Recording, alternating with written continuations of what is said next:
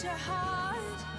Don't give up to find your fortune when you don't know where to start. So come here and take me. I'm already gone.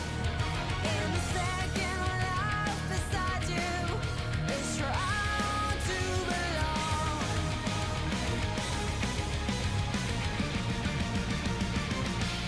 Up we rise into the night. We never die. In the shadows we can break out of these days. Darkness will blaze in the shadows. Our kingdom will come when our dreams can go out. Up we rise into the night. We never die. In the shadows.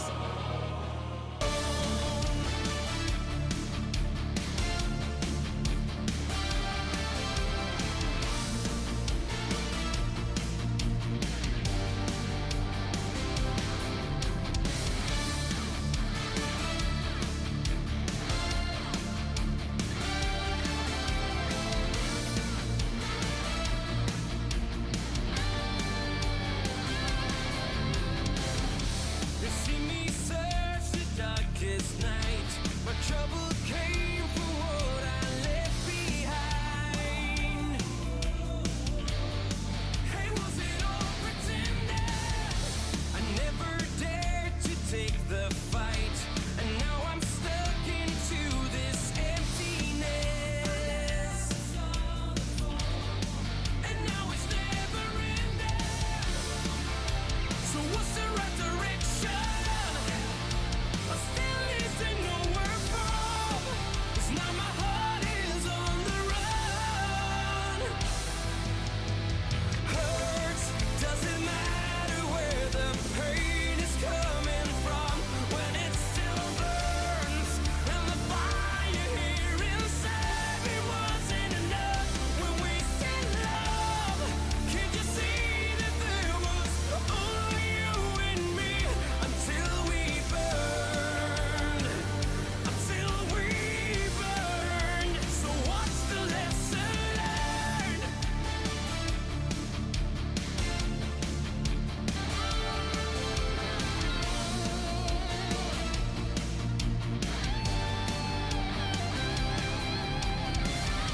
My restless soul is out tonight, walking the shadows of what's left of me. Is there another way here? They say this well will not run dry. So is there hope you feel the same as me? And it was never ending. So what's the right direction? I still need to know where from. 'Cause now my heart is on the run. Hurts, doesn't matter where the pain is coming from. When it still burns, and the fire here inside me wasn't enough. When we said love, can't you see that there was only you and me? Until we burn, until we burn. So what's the lesson learned?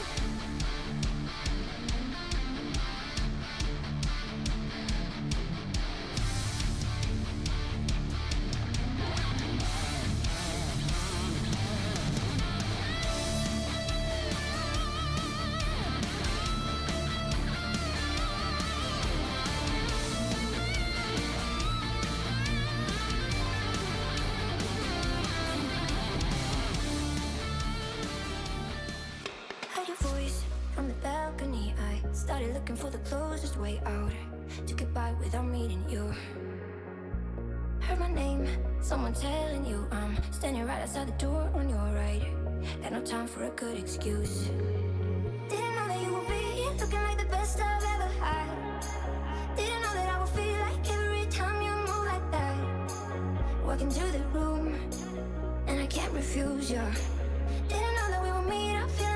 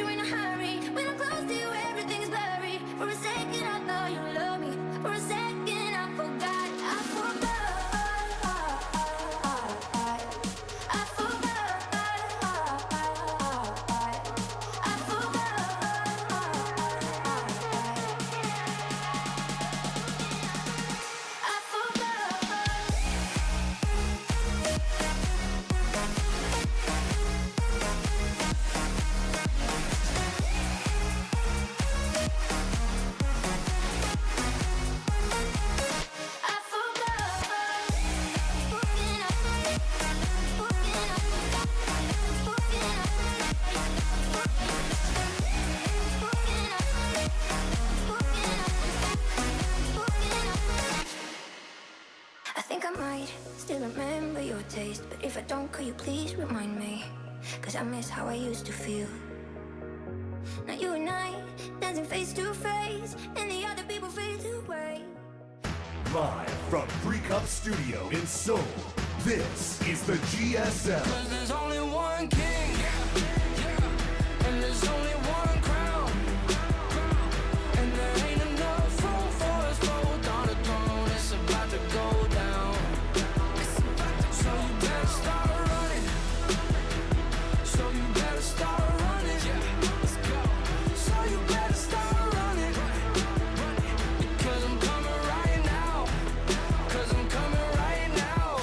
Huddle masses talking whispers, situation getting tenser. You should probably pay attention. Boy, you know I'm born to win it. Ever since I had the vision, when I speak, my people listen. We could start a new tradition.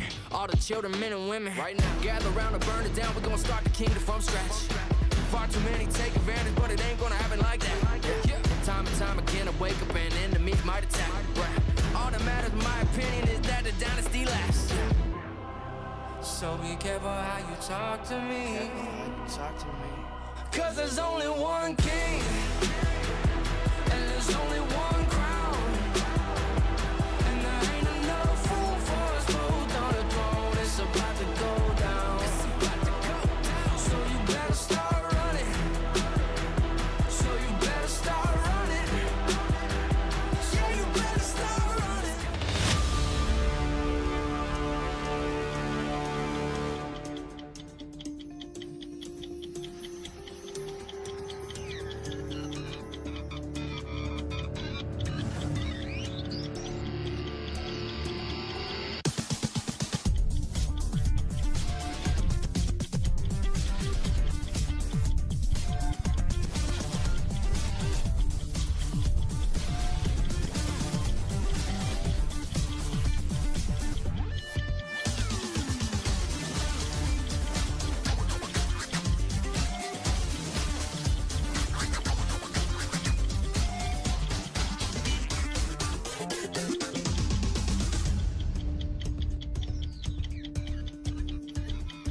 Ten, 9, 8, 7, 6, 5, 4, 3, 2, 1.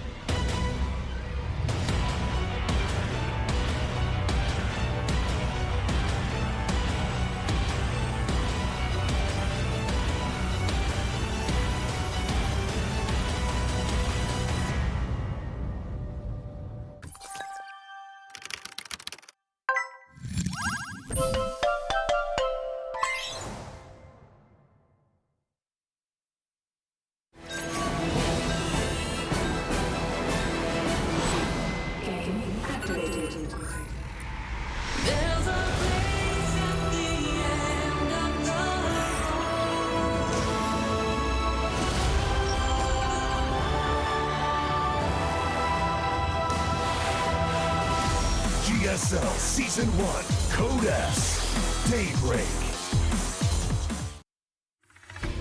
2018, GSL Season 1, Code S,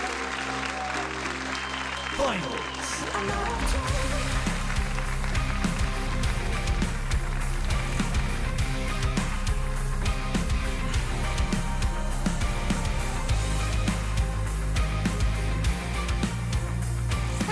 Greetings, ladies and gentlemen, and welcome to the GSL Code S Grand Final Season 1, 2018. My name is Valdez. With me is Reed, Rapid, Melton. We're going to be filling in for Nick and Dan tonight, and we're going to be jumping straight into this fantastic final stats up against Maru, another PBT, kicking us off. That's right, Valdez, and how appropriate as we are celebrating the 20th anniversary of StarCraft. We have one of the greatest spectacles of StarCraft, and that is, of course, the GSL Code S Grand Finals, and two wonderful players here to represent their respective races and just all of the epicness that has been happening so far this season. It's Stats versus Maru, and they're on stage. To introduce them will be our hostess, Yuri. So, going to go ahead and see what she has to say as she introduces our player. We're going to be introducing some fans before that, talking with them and seeing how they're feeling about this matchup coming ahead. It's crazy the roads these two players had to take. So many fantastic players ahead of them. And guys, we do have an event here, a final event. If you are in the studio and you can hear me and you have your tickets, make sure you keep them until the end of the day, because we will do a bit of a lucky draw so that you guys can win some prizes there. But as I mentioned before, we're going to go ahead and meet some of the fans and introduce them and see what they have to say. All right, so let's go ahead and start by introducing our first fan. Now, this guy right here is one of the most impressive artists. We've seen many of his art throughout this season. He's actually been drawing pictures of casters, pictures of players, and now we're asking him, how did you become a Stats fan? Saying that he's actually been watching Stats ever since way back in Pro League, and that's how he became his fans. Saying that even though he had a really hard time, sometimes he has excellent defensive play, and he says that Stats' smile is the reason that he became his fan. He says, can you play, or Gary asks, can you play StarCraft really well? And he says, no, not really, I can't play StarCraft very well. So this is Stats' second GSL Finals. So what is the best part of Stats to you? If you can pick just one. 그 많은 매력 중에 인맥이 Oh, he says that the fan network, the fan club is the best part of being a Stats fan. 오늘 이 막강한 조성주라는 상대를 만났는데 이길 수 있을까요? So tonight Stats is going to face Maru. Do you think he can win? 아무리 빠른 조성주 선수라 해도 충분히 우승하지 않을까 생각합니다. So as long as Stats stays calm and relies on his defense and his patience, I think that's enough to beat Maru. 큰 힘이 될 것 같습니다. 자, 응원구 마지막으로 부탁드려볼게요. I think if Stats gets a lot of support from his fans, then Stats can win. 봄의적 김대엽 화이팅! So show us your cheer. They just said Stats fighting, and that is his cheer for Stats. Okay, so let's go over and meet Maru's fan from the big old Maru fan club. 네, 자 어디서 오신 누구신지 소개 부탁드립니다. Hello, please introduce yourself. 영주입니다. 와, 전남 순천에서 오셨어요. 네. 와, 멀리서 From 이렇게 Suncheon, 조성주 선수를 from quite 응원하러 far away. 와, His name 어떤 점 is 때문에 이렇게 Yang 멀리서 Ju, I 한 걸음에 believe. 달려오신 건가요? 이번에 조성수 선수가 이제 So 10년 why did you 만인가 come down? What 처음으로 makes you come to the studio to support Maru all the 해가지고 time? 이번 꼭 4강전에서 이겼을 때 So 저는 it says, 동생이랑 함께 꼭 it's been 가야겠다 a 해서 long time, a few years, 3 years since he's made it to the GSL 팬분께서는 finals. 조성주 선수의 어떤 So, 매력에 빠져서 이렇게 He said 응원을 if he ever 하게 makes it 되셨는지 into 굉장히 the 궁금한데요. finals, 그 I want to come 조성주 see him 선수의 live in 빠른 the studio. 바이오닉 중심의 빠른 So why did you 기동력과 become Maru's 테크니컬한 fan 플레이에 originally? 반해서 네. 좋아하게 됐습니다. Well, his 역시 왠지 fast-paced 게임 잘하실 것 같아요. bio Terran play. 아니에요? 네. That's the main 사실 reason why I 조성주 like to watch him and 올인도 became his fan. 잘하죠, 뭐 견제도 잘하죠, So do you 다 play games too 만능이잖아요. much? And he's like, no, 어떤 not 플레이 much. 제일 Not really 좋아하세요? a big player. 그 예전에 hashtag big 프로토스 fan. 거신을 네. 이렇게 바이오닉 So he says 즐곰이랑 Maru's perfect in 그다음에 every aspect, but Gary 땅거미 asks, 찜으로 what 잡는 is 걸 보고 your favorite 네. 이게 제일 aspect if you had to 감명 choose one? 확실히 그 플레이가 기가 막히긴 하죠. 자, 조성주 선수가 GSL His 첫 bionic 번째 play, just 결승을 his 맞이했거든요. Green 그만큼 Marauder, 긴장이 the standard 아무래도 Maru 많이 that 될 you guys know and 거예요. love. 이 조성주 선수에게 멋진 이 So, 응원의 this 메시지 is 보내보도록 하겠습니다. Big 구호 final 부탁드릴게요. for Maru, so send him some support. 조성주 화이팅! 네, 감사합니다. 자, 이렇게 두 분께 The last 뜨거운 Terran 박수 Maru 부탁드리겠습니다. fighting, and you guys can see all the Jin Air players there 자, as 이렇게 well coming down 팬들의 to support 열렬한 him. 응원을 받은 Seems like there are a bit more 김대엽 Maru 선수와 fans 조성주 in the 선수. audience. I've been 무척 hearing 힘이 나실 것 murmurs and 같은데요. rumors that 오늘 최고의 people 경기력 overall seem to think 보여주시길 that Maru will win 바라겠습니다. this one. Yeah, 자, I 역대 totally agree, GSL Valdez. Maru is on a 34번째 hot streak, and even in his post 공허의 유산 game 여섯 interview 번째 after winning the GSL semifinal, 결승전입니다. Stats said 김대엽 it was asked who he wants to 선수와 face, 조성주 선수의 and he said 결승전 definitely 지금부터 not Maru 시작합니다. because he's on a hot streak. So let's go ahead and watch our opening video for this GSL Codes Grand Final.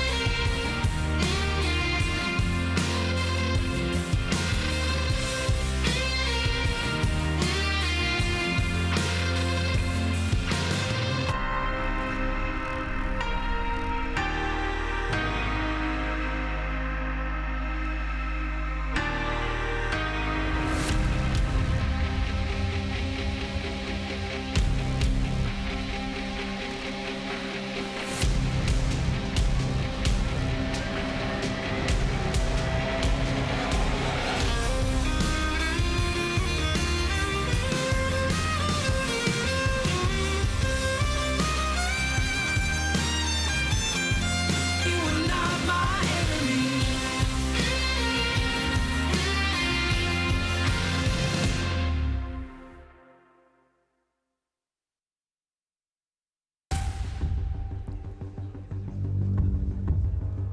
GSL의 강력한 징크스가 쏙쏙 깨지고 We're here, guys, in the 믿을 수 없는 studio. All the 명경기들만 lights have 이어졌던 been turned off. 대격변 What a cool video that was to 치열했던 introduce our 전투의 two 끝에 players. 가장 Maru standing in the dark, 강력한 주의만이 Stats 남았습니다. in the light certainly represent the matchup we have tonight. That's right. Apparently, the S in Codes stands for sleepover. The studio is dark as we await our grand finalists. There you can see the trophy that they are fighting for. Let's go ahead and introduce our players. 데뷔 9년 만에 첫 우승의 영광을 안았고 So over here, as you guys can see, Stats up on the screen, 정상까지 오는데 남들보다 오래 making his 걸렸지만 way back 누구보다 into the 단단한 GSL 완전한 finals. 프로토스로 He's 우뚝 섰습니다. 1-1, looking for his second win tonight 위기 순간에 up 발휘되는 against 침착함. Maru. 공의 See if 유산에서 he can do it. 점점을 치는 We're about to introduce him here. This is Splice Stats.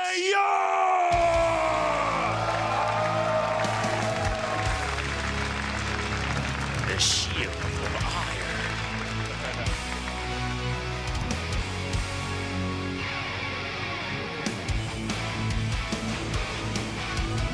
There he is, walking out in a billow of smoke. The Protoss Shield of Ire, making his way out. Our defensive macro Protoss looking to stop the evil Terrans on the opposite side of the studio.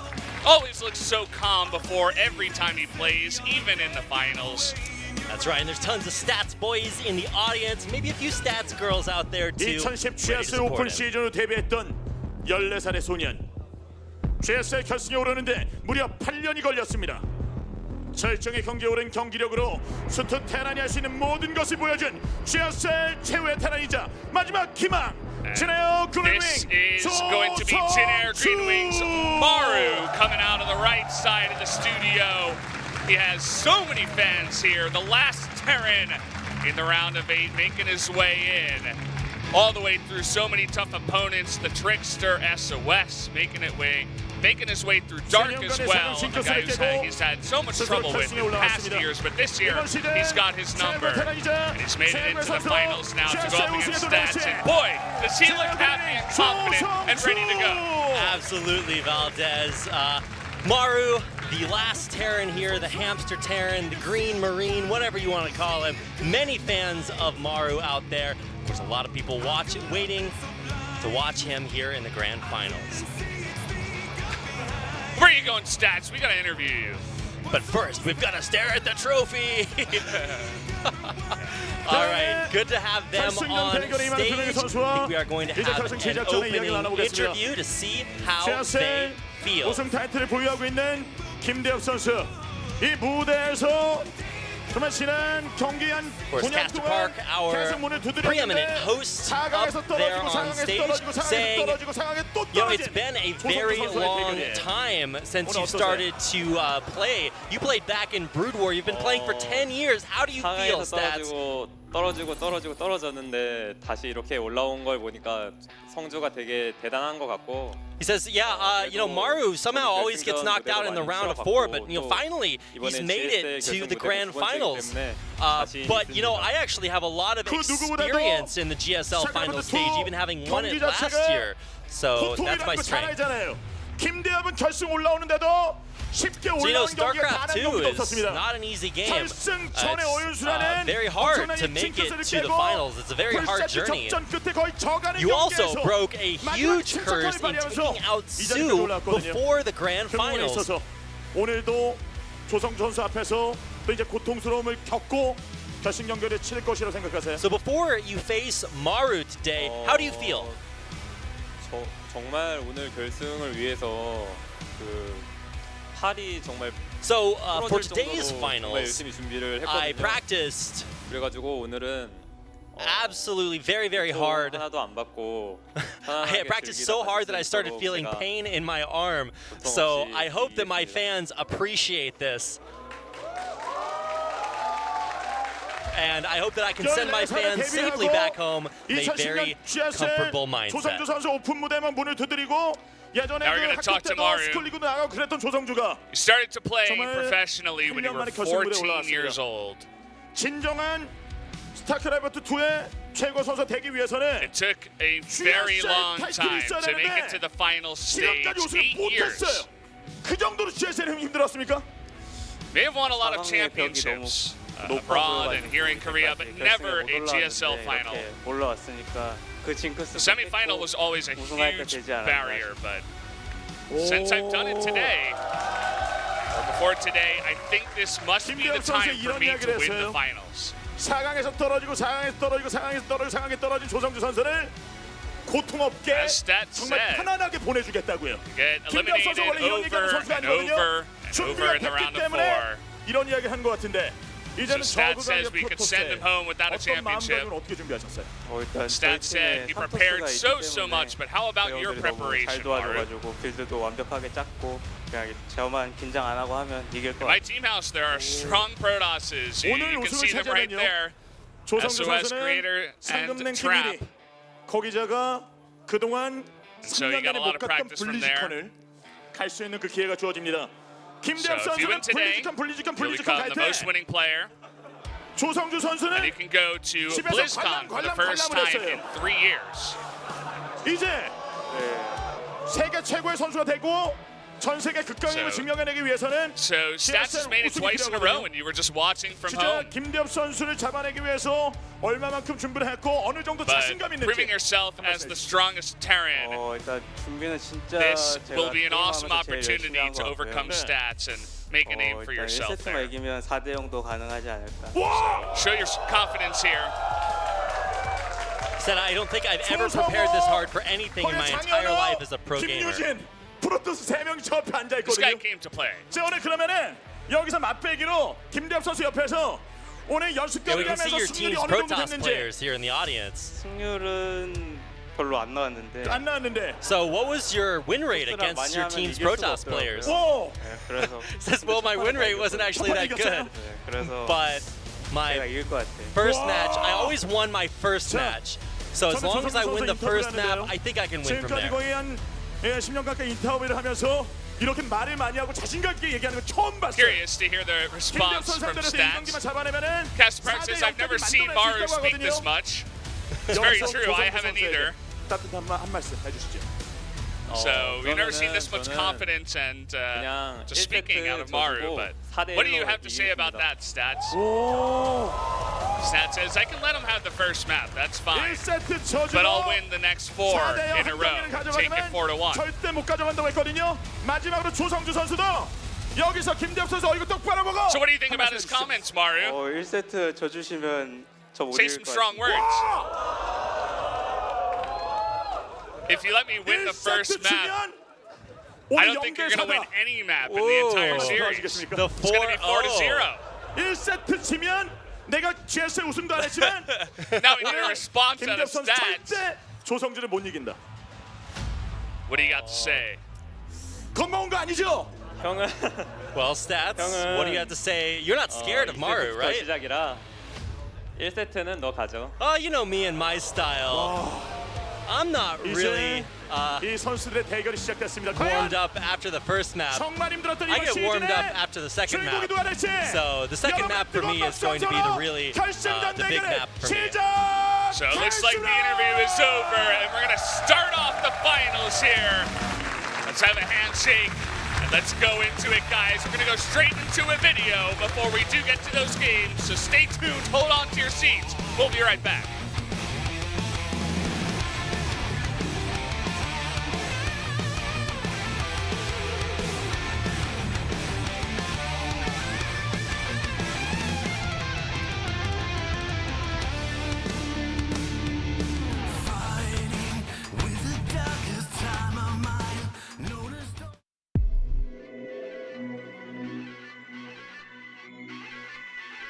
사실 저는 그렇게 포스도 많이 없고 솔직히 매일 경기 때마다 항상 불안했었잖아요. 그럴 때마다 정말 열심히 노력을 했고 또 이기려고 준비도 많이 했었고 프로게이머 김대엽의 일생을 되돌아갔을 때 잘 살아온 것 같아요. 항상 최선을 다했고 성적도 노력에 따라서 이렇게 있었고 결승이라는 또 좋은 경험도 했고 만족합니다. 자원력이 바탕이 되고 있거든요. 네, 이정우 선수가 오늘 이미 보였죠. 경기 끝났습니다. 이진영 선수 물량으로 김대엽 선수의 병력을 찍어 들어 승리 따냅니다. 여기서 무너지나요? 여기서 무너지나요? 너무 많죠. That micro is too good. Oh man, it's wow. 압도적인 힘으로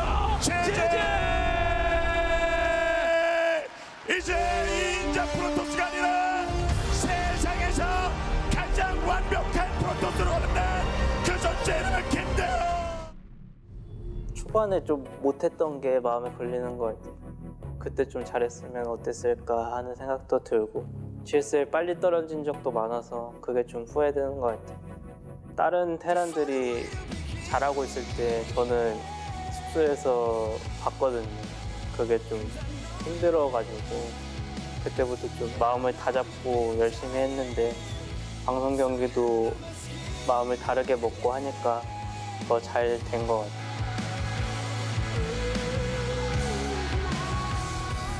마루 프라임 조성주 선수입니다. 마루 자, 또 먼 곳에 살아요. 그렇습니다. 부산에서 지금 물이 활활 타오르고요. 녹고 있습니다. 얼음이 녹고 있고 벽이 부서지고 있고 조성주의 무너집니다. 제재 마루 조성주 진짜 말 그대로 자신의 아이디가 그 조성주를 23승 2패였던 조선주를 승률이 92%였는데 그 승률에 스크래치를 내고 EG taps out. Maru is your WESG champion.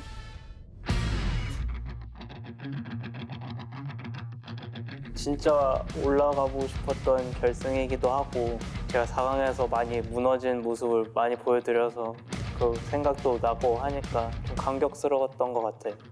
지난 시즌에도 굉장히 좋았지만은 이번 시즌이 더 기분이 좋은 것 같아요. 지금까지의 이런 16강, 8강, 4강 경기들이 진짜 엄청 힘들었고 그런 경기들 속에서 이렇게 역전을 해내서 올라왔었기 때문에 두 번째 결승 진출이 더 뜻깊은 결승 진출인 것 같아요. 밀리는 이런 상황에서 역습해내서 이렇게 올라간 걸 보면은 저는 뭔가 조금 맞으면 맞을수록 강해지는 스타일인 것 같아요. 사실 16강 4프로토스 좋을 때부터 항상 좀 위기의 시작이었던 것 같아요. 뭐 8강도 진짜 요즘 기세 엄청 좋은 도우 형 만나고 그리고 또 제가 온라인 대회에서 맨날 만날 때마다 도우 형한테 졌었단 말이에요. 그래서 이번에는 진짜 꼭 이겨보겠다는 생각으로 정말 열심히 준비를 해서 도우 형도 이렇게 이겨낼 수 있었는데 결승 전에 어윤수 진짜 사실 막상 경기를 하기 전까지만 해도 결승 전에 어윤수는 믿지 않았어요. 근데 1대3으로 스코어가 밀렸을 때는 진짜 진짜 졌구나, 진짜 떨어졌구나 이런 생각을 했었었는데 기적적으로 역수합을 해내면서 저한테 기적적인 결승 진출이 이루어진 것 같아요. 재능이 없진 않은 것 같아요. 제가 방송 경기를 하면은 긴장도 생각보다 많이 하고 손도 잘 안 풀려가지고 이때까지 좀 많이 안 됐던 것 같은데 테란 한 명으로서 강력한 우승 후보들을 꺾고 결승 진출을 이뤄낸 조성주 선수. 제가 올라올 때마다 테란이 저밖에 없을 때 되게 속으로는 엄청 기뻐했는데 제가 4강이나 8강에서 떨어져가지고 그게 너무 아쉬웠는데 그래도 이번 시즌은 하나 남은 테란으로서 결승에 올랐으니까 괜찮은 것 같아요. 되게 힘든 상대였는데 이렇게 잘하는 상대 이겨서 올라오니까 결승에서 더 잘해야 될 것 같아요. 예? 성주라고요? 싫다 싫어. 왜 윤수 형이 아닐까? 2연봉, 3연봉? 이렇게 또 스코어 상으로도 밀리더라도 절대 기죽지 않고 더 단단하게 침착하게 이렇게 경기 풀어나가는 게 내 장점이니까 흔들리게 하고 싶네요. 그런 말 들으니까. 마인으로 대박 내고 싶네요. 성주 너가 지금 아무리 잘하고 있어도 너는 신영이 밑이야. 최고의 테라는 이신영이야. 말문이 막혀버리네.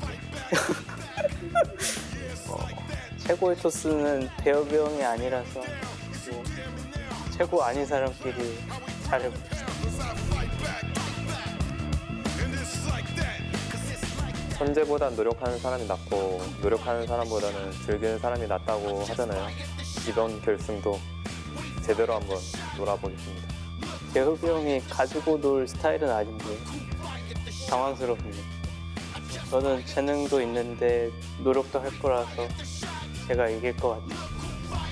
한 단계 한 단계 이렇게 성장하면서 뭔가 성장 드라마처럼 이렇게 하면서 결국에는 완전 완벽해지는 그런 프로토스가 되는 그날까지 열심히 할 테니까 끝까지 많은 응원 부탁드립니다. 데뷔한 지 거의 8년 돼가는데 진짜 우승하고 싶었던 GSL인 만큼 진짜 열심히 해서 꼭 우승할 테니 많은 응원해주세요.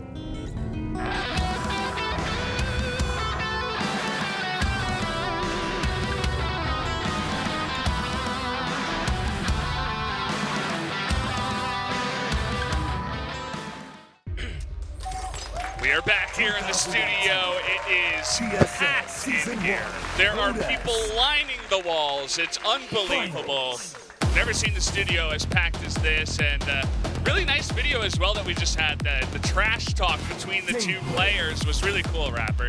They try to get two of the nicest players in GSL to trash talk each other. We did the best we could, hearing some nice words about players saying, hey, you know, maybe we're not the players you think of as being the best in our race, but we're here in the grand finals, so that means something special. And of course, what a special day it is here. The GSL Code S finals. Stats and Maru about to go head to head. And I like how in those videos it talked about kind of both of the individual curses that they've both broken. Yeah, Sue finally being defeated here in the semifinals, and Maru finally making it up. He used to go down in the round of 4 all the time, so kind of the opposite of the curses. And it was kind of interesting to see how they both somewhat acknowledged they're not the best players of their own race, where Stats was like, you're not the best, Innovation's the best. And Maru was probably like, you're not the best, Classic's the best. But then both of those players got defeated by 2 of the players here in the finals. So can you really say that? I'm not so sure. But this is kind of what we've been talking about so far. You guys can see on the screen right now. That's right. So we talked about the curses that they've broken at the bottom, but one of the most impressive stats for me is that, you know, this is Maru's first ever GSL Code S final, and he's been playing since the very beginning, the GSL Open back in 2010. He's played all the way here, 7.5 years in the making. That's today for Maru. It's been a long time. 2,756 days after he debuted. I'm so glad they showed the video, too, of him when he was 14 and then winning some other champions and stuff. But finally making it here to the GSL Championship. We'll see if he can win it tonight. If he does win, of course, he will be going to BlizzCon for the first time after 3 years, which is insane. I mean, this guy has had a lot of success in Korea, even though he doesn't get those GSL finals. And he's one of the few Korean players that can win the Korean Triple Crown. That's, of course, a win in 3 different premier Korean StarCraft leagues. He won the OSL, he won the SSL, and now with a GSL victory, that would give him all 3. Of course, on the other side for Stats, he would become the winningest Protoss player in the history of the GSL. And with names like, you know, MC and quite a few others, that would just be a very impressive record. And speaking of records, it's a lot of 0 in Stats' versus Terran column because he hasn't played a Terran player this entire season of the GSL. He hasn't, whereas Maru, there were a lot of VODs of his games to watch. He defeated Deer, he went down to Classic, I believe, there, but defeated SOS in the round of 8. Yeah, that's the big one. Of course, there you can see on your screen Kim Dae-yeop. That is Stats. And of course, a very impressive record coming in here. Stats actually started out with a win against Classic, one of the most powerful players in the GSL. And of course, then reprised that with another victory over Classic in the round of 8. He had to go through so many strong Protosses to make it here, but it went from Protosses into Zerg. He took down Sue when he was down 3-1 in the best of 7 somehow with the miracle comeback, but now he's up against one of the strongest Terrans that we do have in Korea. Of course, Maru, part of the Jin Air Green Wings. You guys can see his ride through the GSL so far. Had to defeat many Protosses, lost to Classic, but defeated Deer and SOS, made it up against Dark, a guy who he's had trouble against in the past, but 2018 he's defeated Dark in 2 best of 7s, so he must be feeling happy about that. But tonight is all about him getting his first GSL championship.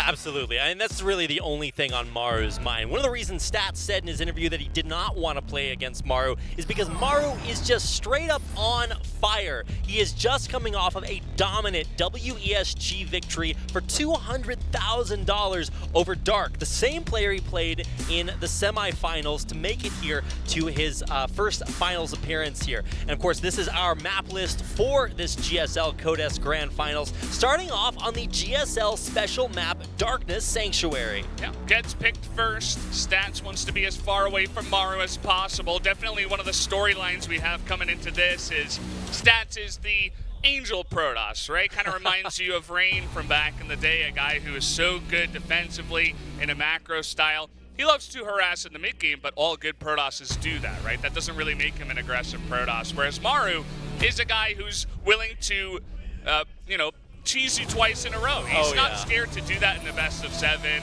he will get into your head throughout the series, and that is part of where his strength lies. He'll get into your head, he'll get into your base, into your face all game long. And it's going to be 7 potential games that we get a chance to watch these two players. So without further ado, I do believe, Valdez, that we are about ready to get this GSL Grand Final started. So here we go, let's get into game number 1. GSL Season 1, Code S, Daybreak.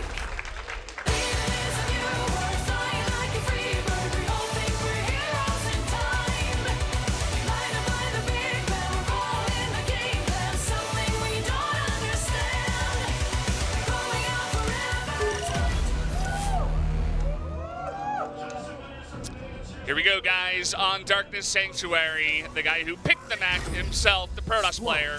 Stats. It is, of course, Stats down here in the bottom right, in the blue. And the opponent of Stats, about to have about the earliest probe in his base that he can deal with. This is our Terran player in the red from Jin Air Green Wings. Green Wings, Maru. Oh boy. Wow. Substantial cheers from the audience for Maru, and a very, I don't want to say aggressive start, but certainly annoying to deal with this early probe, with yet another early probe way out there on the map, getting ready for some early shenanigans. There's going to be a proxy pylon put down momentarily while Stats finishes up his second gas back at home. You know, I said it in the beginning, Maru's the guy to get into your head, into your face, into your base, whatever you want to say, but Stats is taking the opportunity in game 1 on his map pick, picking Darkness Sanctuary, going for a build like this. It's so close to getting scouted, but he misses it as he's just going for a scout in the top left. That's right. Maru doesn't know where Stats spawned right now. It could have been either close location based on the timing that the probe got in there. But with the probe still in there harassing, Maru only knows that there's one out on the map. He doesn't know about probe number 2. So already Stats with a little bit of an information advantage after scouting correctly first. Is going to go for that. It's a Robo out here. Proxy Robo in game number 1. Could even be a proxy double Robo here. I've seen him do this a couple times, and there it is, the proxy double Robo. Yes, Stats, big fan. Before Tasteless and Artosis left, Artosis handed me his curse, but it doesn't look like it's working just yet. We've got 2 Robos, which is twice as many Robos as Maru wishes there were out on the map near his base, and with the command center about halfway done on location in his natural. Something tells me that's not going to last much longer, but look at this trickery from Maru. He has found a little bit of chicanery to get this Reaper into the back of Stats' base. Yeah, he sees everything here. The double gas, no nexus. There is a missing pylon. He knows there's some kind of rush. Immediately a bunker is on the way. But we've seen this before. Even when you do scout it, you need to have the correct stuff to stop it. And when there are double immortals in your face, is one bunker going to do it? Looks like Maru's going to extra prepare with 2 bunkers and a cyclone on the way. And I think after scouting, or after not scouting the proxy pylon, finally now Maru will... Oh no! Oh, it's You're so kidding close. me! Look Maru! at that! It's literally the pixel away. This is heartbreaking if you're a Maru fan, and incredibly exciting if you are cheering for Stats out there. The closest possible margin is the difference between Maru maybe winning or losing the first game in this series. He's in so much trouble. At least he does have the bunker on the top of the ramp here, but already the reactor taking a bunch of damage. The SCV's gonna be pulled, but already Stats doing a nice bit of damage here. Nice repair so far. That's right, and this Immortal is going to get a lot of value, but the bigger difference is going to be that Warp Prism. And oh wow, actually almost surrounding the Reaper back in its base. Probes are starting to go down here, but look at the excellent control here. We've got the only Immortal that Stats needs combined with a Stalker, and all of that is going to start to chip away here. Now, when Stats started this aggression, he was targeting down that reactor, but that actually got repaired very quickly. So this is not the most successful rush, but it's still in there dealing a lot of damage. However, also that Reaper needs to be dealt with because Stats is going to start to lose his economy back at home. The Viking comes out here. That's going to help so much. And the War Prism goes down. The Stalker can't do anything. This is going to eventually be shut down, but so many losses already being taken. Finally, a tank comes out, but 2 Immortals are going to go down here. Only 1 left over on the low ground.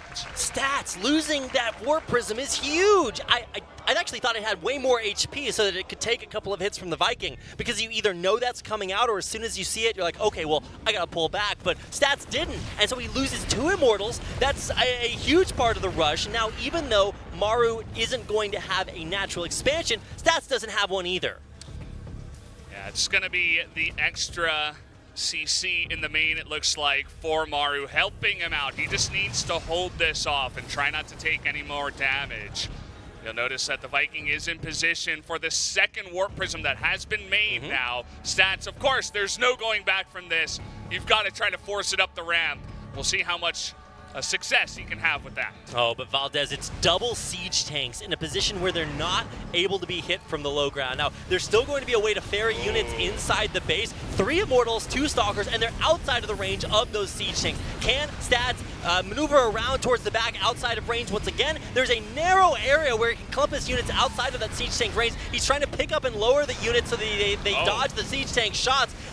Is that going to be good enough? One of the siege tanks actually now unsieged is forced to reposition. It's still out of range of a few of those Immortals. If Stats controls this perfectly, he'll be able to maintain this position and keep denying mining. 11 SCVs going down is huge. Yeah, the Liberator comes in here. It's going to add some extra zoning. There's only 2 Stalkers. A third one is going to be warped in, and he's going for it, trying to focus it down. But the Stalkers are going to go down. He's got to get out of here if he wants to survive. But 2 Immortals do go down in the end. Oh, but I think the control here might just be good enough. No, he kills the Warp Prism with the 2 Immortals inside, and GG, Maru takes game number 1. What a way to start off the series. We were talking about how some nerves can come into play in game number 1, but Stat says, no, I'm going to test you right from the get-go. And Maru, he does live up to the test. He passes it with flying colors, as he does hold that one off. Love the Liberator being mixed in there, saying, you don't have that many Stalkers. I just need to kill your stuff on the ground, and it helped out so much towards the end. Yeah, that one siege tank shot that killed the final 2 or 3 Stalkers that were on the ground, let the Liberator clean up everything else, and Stats control, losing both of those Warp Prisms is a little bit uncharacteristic. They're such a crucial part of that rush, allowing you to get high ground vision, ferry your troops in and out of the Terran's main base, and Stats lost them both, that final one really just being the nail in the coffin for his strategy in game number 1. You know, I really like the choice. He got lucky with the scouting and everything like that. We're also going to get some highlights from game number 1 that can show you it was 1 pixel away, literally. And Stats, in the end of it all, you know, he was getting so much damage, I really questioned, did he have to go behind the mineral line?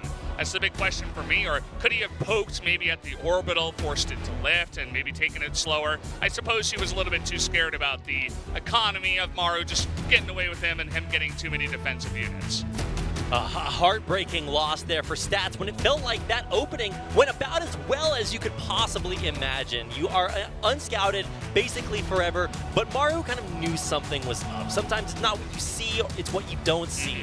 And while he didn't see the proxy, he did see that there wasn't anything else in Stats base. So he was able to figure it out, defend adequately, and Maru takes a game 1 lead in this best of 7 on GSL Darkness Sanctuary. But it's going to take 3 more victories until he wins this championship. Yeah, people predicting Maru to take this one. He already takes game number 1 and a fantastic holds there. I love also the support from his Protoss players on his team. They all go in there, they talk to him, say, hey, great hold. This is what you did right. This is what you did wrong. You know, a little pat on the back and get ready to go for game number 2. It is going to be on Catalyst. Oh boy. Well, going into this match, I thought it was definitely going to be close, and it appears as if Maru's going to start trying to make it a little bit less so. We're going to get into game number 2 here to find out if Stats can even it up, or if Maru can get off to a huge lead early on in the GSL Code S Finals.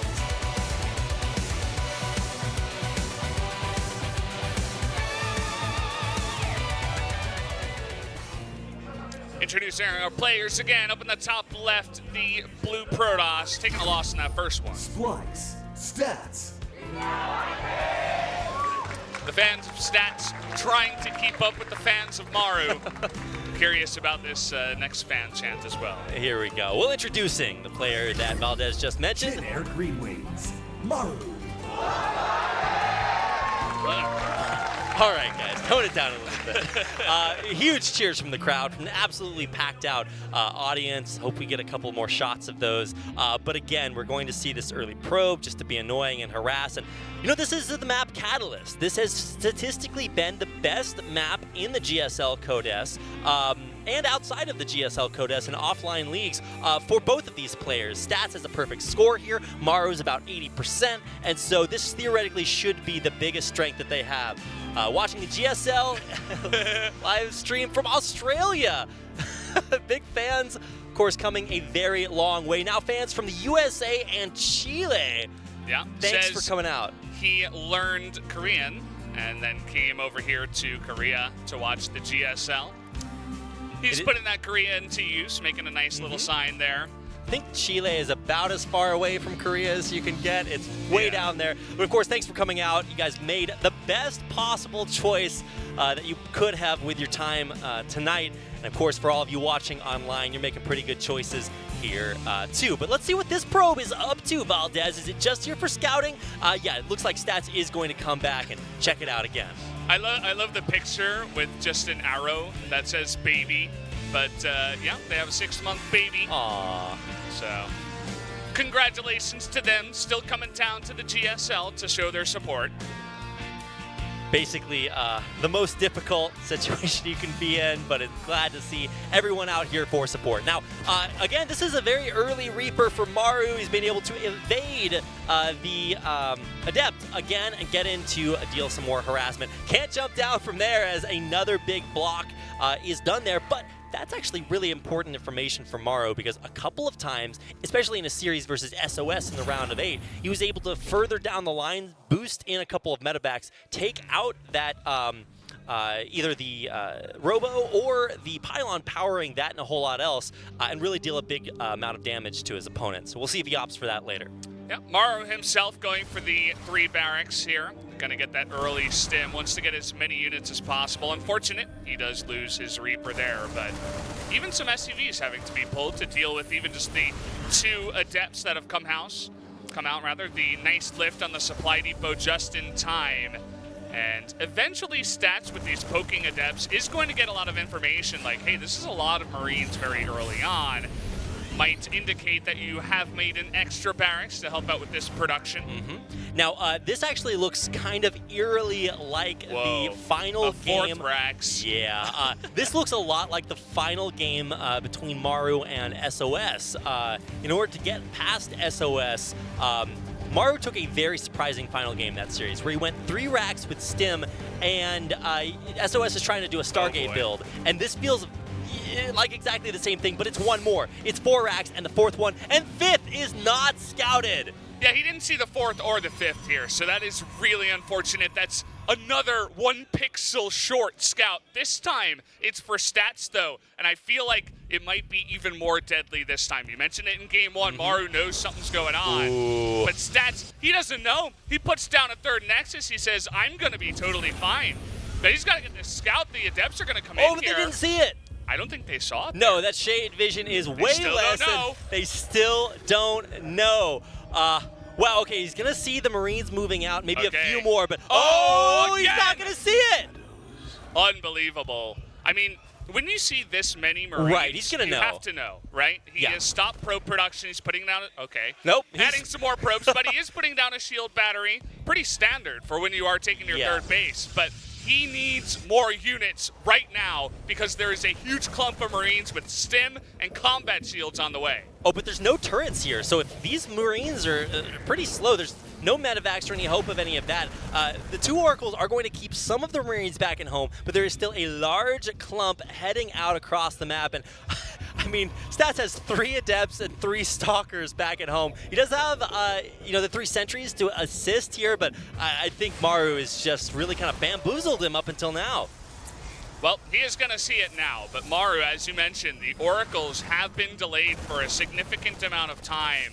But we've seen what Maru can do with his Marines, and I think we're going to get another one on display right now, as already 3 Adepts have been chased down. Yes, Stats is trying to buy time by splitting Maru's army up, but I feel like losing those 3 Adepts might just have been critical losses. But watch what Maru's going to do. He's going to send 1 Marine forward to break that stasis, but he actually loses maybe 4 or 5, 3 or 4. He's going for it, though. He's moving in, trying to focus down, but the Guardian Shield helping out so much for Stats here. That's right, the Guardian Shield and the Shield batteries actually just narrowly keeping those Oracles alive. One of them's on like 2 HP, but it stayed alive and is back at full shields. Now, with the stasis trap wearing off, this is going to signal Maru to go back in again. Again, great force fields, but Maru stutter stepping forward. The Green Marine living up to his name, moving right into Stats' army, with his army diminishing over and over, and more reinforcements coming in. It's combat shields, it's Stim. It's gonna be enough. He's gonna take out all of those sentries and the Stalkers on the ground. Stats trying to do his best to micro here. Oh no, it's so close. The Stalker Warping completes, and Maru's rush is held. It is held for now. Only Marines behind this too. No other tech that we can see for now on the unit tab. Stats has got to be so careful about moving out here. Oh no, if he loses the Stalker, that could be gigantic. The Stalker just barely makes it back to the defense of these shield batteries. Did Stats overextend? I think that might have been a little bit of an overstep, but he's got 3 Stalkers warping it back at home, and at this point, Maru is going to have to head for the hills. Maru, he knows when to take those trades, or rather when he knows he can't get out of a trade. This Oracle, though, is going to be so key. It's going to shut down that 3rd base for now, and Stats, he's getting more and more confident that Blink has finished, and so he can begin to push out with his Stalkers. He got that 3rd base, and he held it, and Stats is going to be in a fantastic position in this game. This Oracle delaying the 3rd base from Maru is just setting him further and further behind. And with Blink done, you're right, there's nothing that these Marines can do. They're going to be forced to stim, the Stalkers blink away, and Stats is going to be pretty happy about the way that works out. So right now, Maru's rush has failed. He needs to try to find some way to get back out of this, but being delayed on that 3rd command center by that Oracle just prevents him from ever really rebooting his economy on the other side. Rock's going down there, and Stats still trying to take as many good trades as possible, but you said it. I mean, we do have a 2nd robotics on the way with the robotics bay almost finished up here. Stats, he can essentially go into whatever he wants. He's going to have upgrades, he's going to have charge, he'll have Colossi, though Maru trying to make it really interesting, stemming from the left side now, trying to catch up to Stats here. He does have this the blink, rather, so he gets away, but Maru trying to be a bit sneaky with that one, does catch Stats off guard and pushes him back. Oh, a big move there by Maru. He also has Concussive Shell for his Marauders as well, which really forced Stats to run out of there. Can he target down the SCV building that turret? No, he can't, but he does get a mule, so that's going to represent a big economic hit. The scarier thing for me, though, is that Maru's still alive. He tried a 5-racks 2-base attack, and it didn't work. But he's still in the game. Now, on the other side, of course, Stats is going to be teching up. He's getting Colossi with Thermal Lance. But if you can define one move as being called the Maru, it's double boosting Metavacs on top of Colossi to kill them and win the game. So if we see that as a way to start this GSL finals off, I mean, I'm kind of getting chills. It looks like Maru, having held on, could go on to win this game. There's this potential. There is a chance, right? You know, everybody's seen Dumb and Dumber, but Stats certainly, he's in the position of his life, right? We talked so much about how he's so good at defending pushes like that. Maru tries to go for it against him at the 3rd base. It nearly works. It got so close, but because he held that off and he had that 3rd base so far ahead of Maru on a big map like this, Stats just sits back, gets all the tech he needs. He's going to have Storm eventually here. I like that Maru is preparing ahead of time with the Ghosts against that, even though he did see the Colossi. He's like, okay, you'll eventually have that, and the Ghosts are going to be good against all your army anyway. So we'll see if he can actually hold off Stats' massive army here. No Observer yet for Stats, so he won't have an easy way to deal with that. Now, finally, it comes in from behind. But yeah, some M&M builds from Maru as a way of kind of coming back into this. He knows that he's going to be pressured there at his 3rd base. Oh, but if this orbital goes down, that's going to be a great pickoff. He's attacking at the other side. Wouldn't be Maru if he wasn't. He's got a couple of dropships over here ready to do the same damage back to Stats. Maru, he essentially gave up his base right now. He says, yeah, dude, let's go into a base race. I'm Terran, you're Protoss, but I'm not sure if it's going to really work out for him. Stats' army is gigantic right now. Stats does lose a lot of his economy. Lots of workers have been killed, but the same is going to go towards Maru as well, as the Colossi are moving towards the main base. That's right. There's only a couple of Vikings there back in the main base. I think Stats' army is just too large. SCV casualties being hemorrhaged in the main. The buildings aren't even lifting up and flying away. This is just it. It's going to be a base trade for game number 2 to decide the winner of our second game of the series. You know, Maru actually could win this one. He's got 2 workers, but +2 armor is going to finish up, and he's got the more mobile force. He can float some buildings. There are no big air units right now that can take out those buildings for Stats.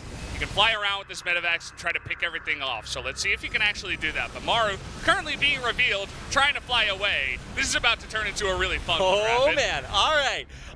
I don't really know what to think about right now. There's no Phoenix. There's no air anti-air for Stats, so he can't fly around and kill off Maru's buildings. Whereas I believe there is still there's actually no Vikings for Maru either. But of course, Protoss buildings can't fly, so it's a little bit of a less intensive stat. The problem here for Maru is that, he's going to come up here and take out this Nexus in the top right, but Stats is already rebuilding down in the bottom left. This is about to finish up. He'll regain his mining and his economy eventually, whereas Maru, this is all he's ever going to have. He has 0 workers and a couple of barracks and factories flying in the air, so he's got to somehow outmaneuver this Protoss army, but the army's not going to move. It's going to stand on top of this base. Yeah, absolutely. And it feels like with Maru losing, crucially, his last few workers, I mean, we talk about how, Terran can seemingly come back from a big deficit thanks to mules. Well, mules can't build anything, including command centers.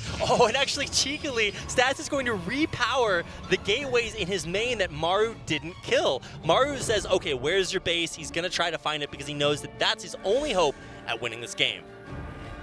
Stats sitting pretty. Gonna lay down some stasis wards near this base down in the bottom left.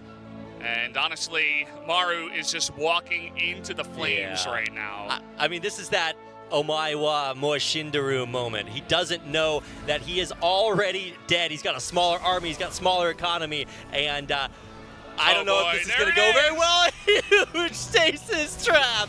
Stats now knows he can pounce all over Maru's forces. Yeah, Maru immediately TGs, knows there's no hope, and Stats with the incredible hold and the comeback there in that game is going to tie it up 1-1. Ladies and gentlemen, we have a series. I love it, Valdez. What a start to the GSL Code S Finals. Tied up at 1-1 coming into this series. Legulac had both of these players tied at 21-21. It doesn't get much more even than this. And of course, a great way to start off the series. Stats tying it up.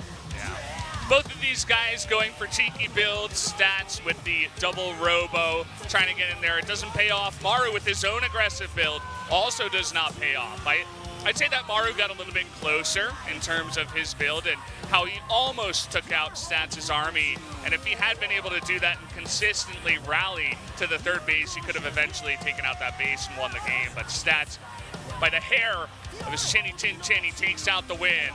And of course, we are going to be seeing some highlights from that one. If you guys did miss or you want a refresher on that game. Stats actually used to be known as the Chin Toss before even Classic. He had surgery on that, so now he's passed on the title to yet another fantastic Protoss player who is somehow less fantastic than Stats is. Let's go ahead and go through these replays to see just how narrowly Stats missed this strategy and was somehow still just barely able to hold on. Got enough information, just saw too many units, made the shield batteries just on time. The stasis ward that kept 5 or 6 Marines in stasis for the entirety of the push of Maru was also very key. This is how it eventually happened. Right. How the game eventually ended. So there you have it. Stats ties it up 1-1. Indeed he does, and what a way to start the GSL Code S Finals. We're going to head to a quick commercial break. Come back with game number 3.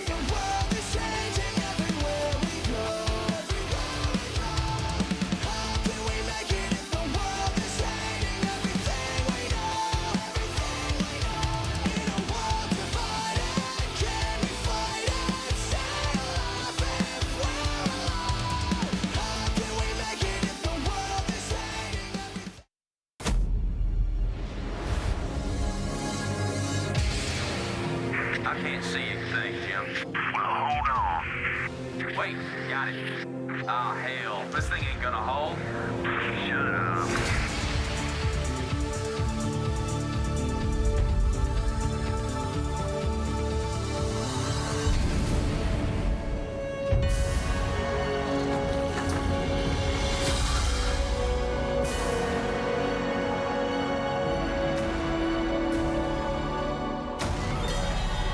Hell, it's about time.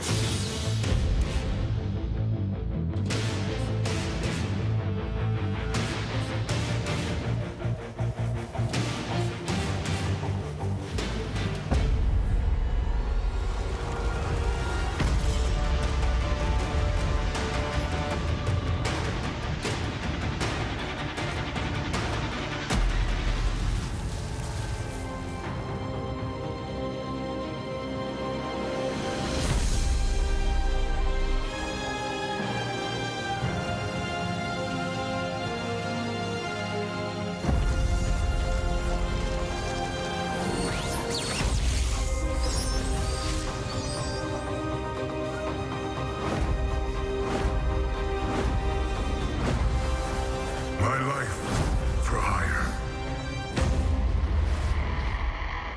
Where is the air support?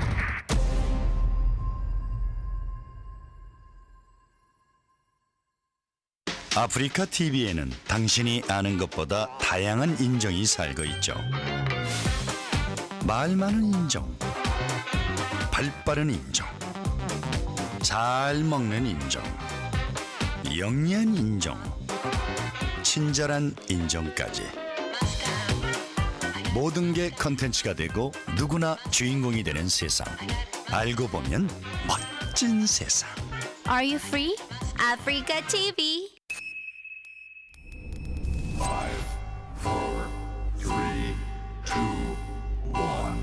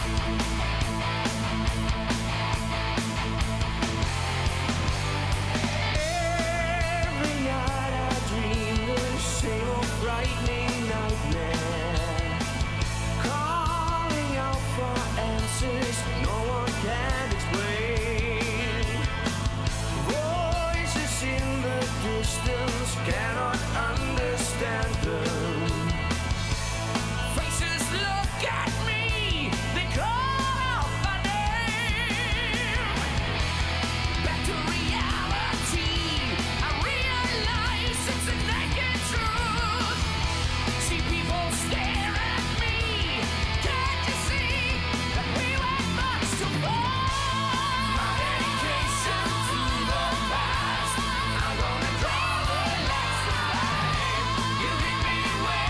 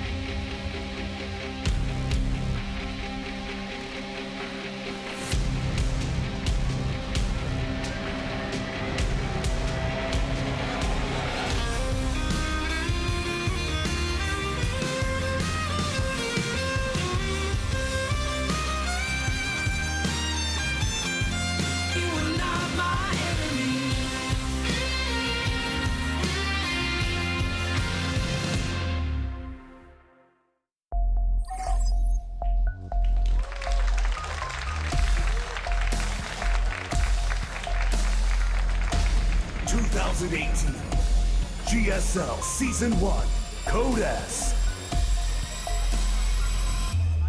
Finals.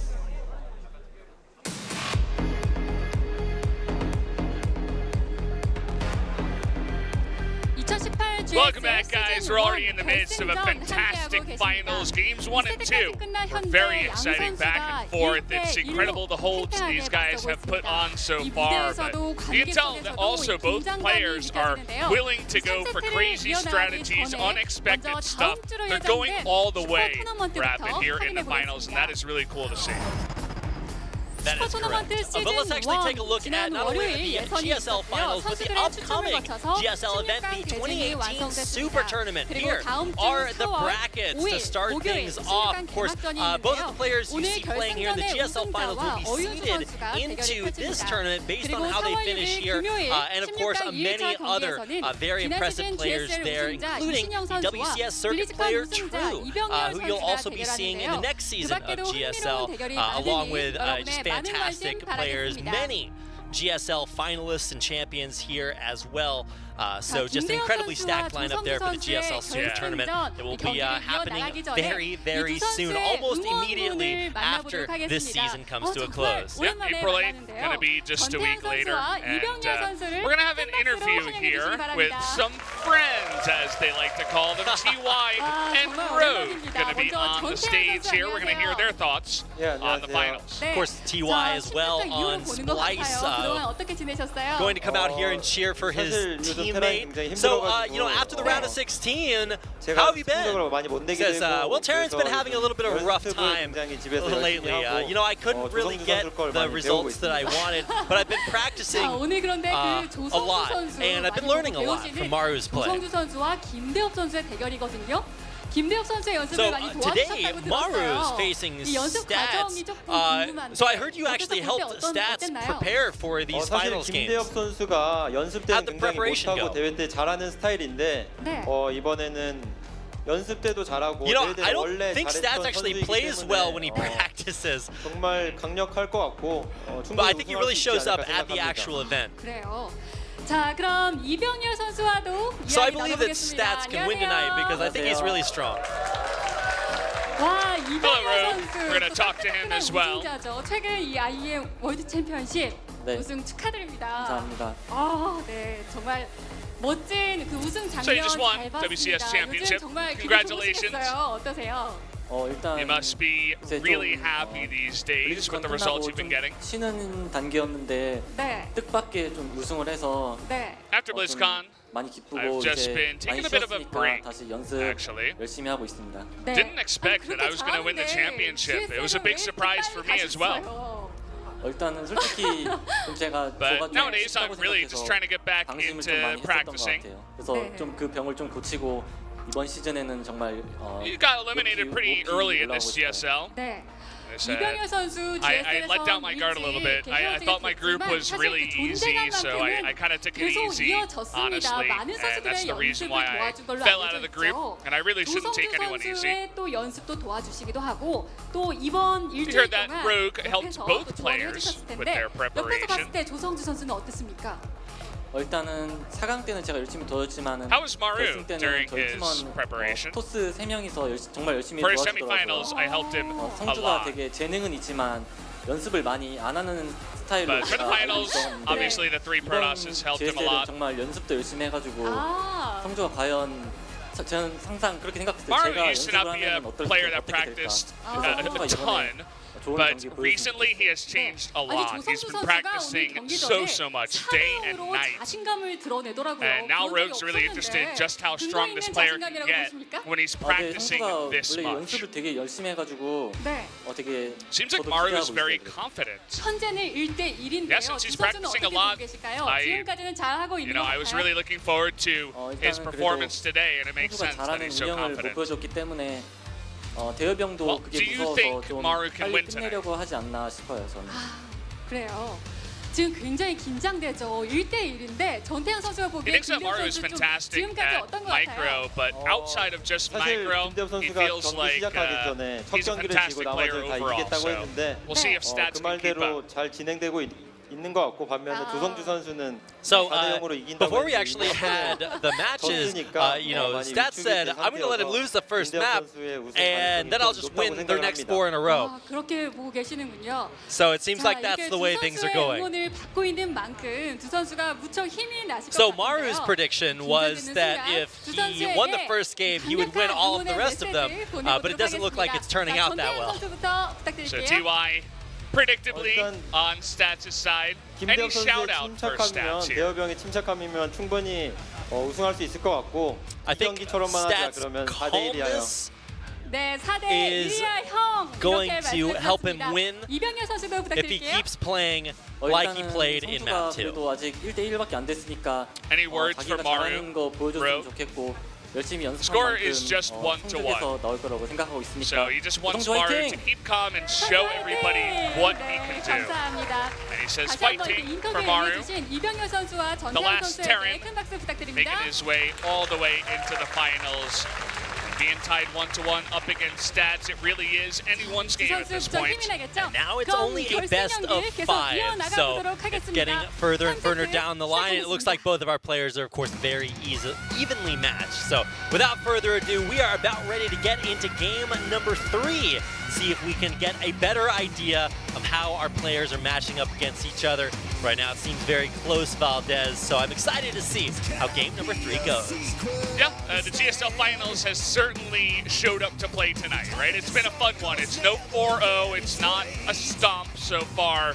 We'll see if any one of these players can get a big lead going into game number 3.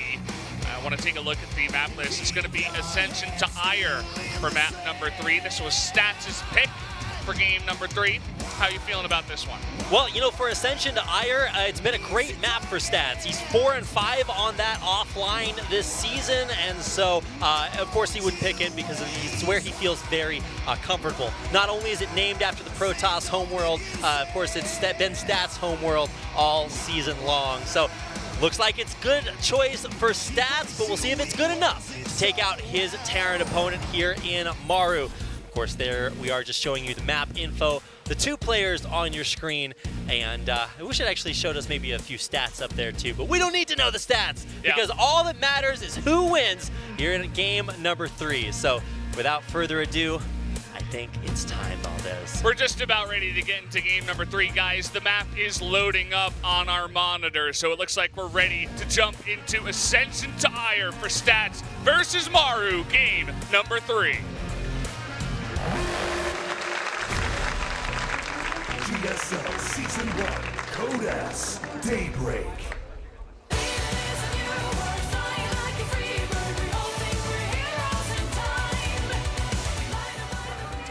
Up here in the top left, looks like this game is already going to get pretty cheeky, guys. Splice, Stats.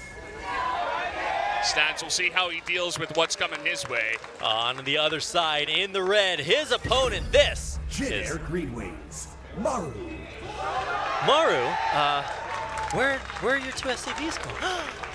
1 barracks. Is it perhaps 2? Indeed it is. The anti-dark special coming out here, of course, against a different race, but still just as potent. We'll see how Stats scouting is early on because we've seen both players really get robbed with that so far. It's almost like Maru is offended. He's like, you want to cheese me like that in game number 1? Well, I'll show you what I'm made of. He goes for a 5 racks in game number 2. And then game 3, he goes for a 2 racks before anything else. Of course, the probe, good scouting out of Stats. This is to be expected. We'll see nothing in the main. Let's see how he responds to this. All right, needs to throw down some defenses back at home. Just going to start making this wall up in the front. Will it be in time? This SCV, it's not in time to cancel the gateway block. So that is actually huge. If you can get in there, you can actually build the bunker even closer. You can block that building from being built, and of course, make it even better for this rush. Now, this looks a little bit like the way... Whoa, he is actually going to block it. He canceled the gateway. That's exactly what I was talking about. That's terrible. And what he did is he put an engineering bay, not another bunker. It fully blocks it off, and it's not going to die anytime soon. This Zealot already in a lot of trouble. Look at the micro here. That bunker is going to finish up. That Marine is going to get into the bunker. Now the Zealot goes down, and Maru looking to break the game open right from the get-go. Oh, Stats canceling the wall gave Maru the one opportunity to get in there and get huge damage done. Another bunker coming up and on the way, and with 2 racks of Marines pushing into the natural here. This is just going to go from bad to worse for Stats. Certainly it is. You'll notice that 2 shield batteries have started, but nothing at the front is powered right now. Bit of a mistake there. Stats, we'll see if he can pull off the miracle hold from this position. He's got 1 stalker out. He's trying to chip away at that engineering bay. And he also almost killed that SCV, but it survives. And a second bunker is ready to go here. Maru has a wall back at home. There's nothing that can happen there with the depths or anything like that. And now Stats, what is he going to do from here? He's trying to rebuild in his main and just go off of 1 base, it seems. He's also going to get scouting information from floating a racks into the main. He still has 1 producing behind this and a factory in production back at home. So this is actually great for Maru. He actually is starting a command center as well, actually. But back there you can see the SCV is actually taken out, kind of surprisingly. Yeah, and you know those bunkers not close enough to get to work on the Nexus. That Stats very boldly in the face of all these units says, no, I'm just going to put this down. There's only 1 stalker here, another couple in production as Stats has rebuilt his infrastructure back in his main base. You know, back behind this, Maru is still teching and thinking about the rest of the game, so it's not all in by any means, but it still has damaged and slowed down Stats' plan for this game. Yeah, it certainly has. We're going to have that bit of a transition from both of these players, as you mentioned. Curious to see what comes out of Maru's base, if he tries to do anything really sneaky like Banshees or just go into some Cyclones and maybe some more pressure. But as I say, that Tech Lab immediately coming down. Looks like it should be on that starport back at home, but we'll have to get the, the confirmation eventually. Right, well, anytime you delay the Protoss this much, it just puts them farther and farther away from getting any kind of detection. Still going to be harassing at the front, but this is not going to end the game, right? He dealt a critical blow to the Stats early on, but it's not enough to just straight up end it here. We'll see how much more damage Maru can get here, because if he overcommits to this and just loses everything, that can actually be a pretty big blow. Really good micro here from Maru. He is going to lose 1 Marine, but more importantly, everything he's got now is really damaged. He's very far away from any medevacs, and so Stats is going to be able to hold his wall for now. The Cyclone, obviously, is going to be a bit scary, but an Immortal is going to come out eventually here. Really, Maru just trying to distract until the Banshee can make its way over to the base of Stats. Barracks will finally burn down, so no more vision for you in the main base, Maru, as he wants to scan. But crucially, Maru has gone up to not only 1, but now 3 command centers back at home. So he is really switching out of this early aggression into a big macro build. The crowd oohing and eyeing as Maru seemingly everywhere on the map as he's putting down a 3rd base, has the micro to make sure the SCV doesn't die. If I were Maru, I'd kind of cut my losses here, or cut Stats losses, because he might be overextending just a little bit. If Stats just all of a sudden busts out right now, Maru could take some big losses, but it looks like Stats doesn't quite have the infrastructure to really push out just yet. He's getting a robotic support bay back at home as well, but here comes his first cloaked Banshee coming in, and we'll see if Stats can deal with it. The Snow Observer, he does have a robotics bay, obviously a robotics facility, but the Observer was never made. He was making 2 Immortals, and this is just going to put even more delay into the build of Stats here. He's got to pull everything out of the main. It only kills 4 probes, but it's denying so much mining time. And then again, there's only going to be 1 Observer for a bit, and a 2nd Banshee already making its way across. Yeah, retransferring those probes back into the main base. The first Banshee gets pushed away just in time for Banshee number 2. Now trying to bust out the front, great force fields, but here we go. Another Banshee. Is the Observer being moved down to stop these probe losses? Only a couple being taken out, but it looks like Stats is starting to stabilize, but he's still a base behind. Yeah, he's stabilized. He's got some decent tech in terms of a robotics bay that did finish, I do believe, and two Immortals, but obviously Maru in the better position here, has that third orbital down and ready, whereas Stat's going to have to try to rebuild a bit here. Is going to make his first Colossus. We'll see what he wants to do. Does he want to play from behind, try to get a third base up, and just go into macro style? That kind of seems like Stats. And he's going to put down that third Nexus. A couple of Banshees catch a Stalker out in the middle of nowhere. Great control here by Maru. And, you know, there have been many hallmarks to Maru's play that have changed lately. One of them, especially versus Zerg, has been a mass Banshee strategy. Now, of course, he's going up against a different race, so he's not going to be having that same, you know, Hyperflight Rotors kind of style, but he's still much better now than he used to be at just getting out there and controlling those Banshees, getting as much value with that tech advantage. Stat's going to come in here and see just that Maru is transitioning into standard stuff, already making those Vikings early against the Colossi that are bound to come out eventually here, and even adding some tanks in just to help out with that. The second hallucination is going to come in here and spot at least one tank for now. Not much else, but also does see the third base. Not sure if he had gotten a scout on that earlier on, but now he does have pretty much all the information on Maru's base that he could have ever wanted. That's right, he knows what's coming, and what's coming is essentially a big bio timing. He's got a bunch of racks up, he's producing, I believe, off of 5, and as a bunch of upgrades that are all going to coincide very nicely. 1-1 stim and combat shields are the next big move here for Maru, but he's building all this bio into extended range Colossi. I was like, wait, which unit? I thought of every name for every Protoss unit except for that one, but I got it eventually, no worries. Even with that Observer, Maru's still picking off Stalkers. I think Stats just never really respected that these Banshees were always going to be here, so he really undermade Stalkers, and now actually Maru can just fight the Stalkers heads up. This is free damage. I mean, he's going to get 3 Stalkers for now. There is a cannon in the mineral line, but you unpower a couple of gateways for a bit. It's so nice. No!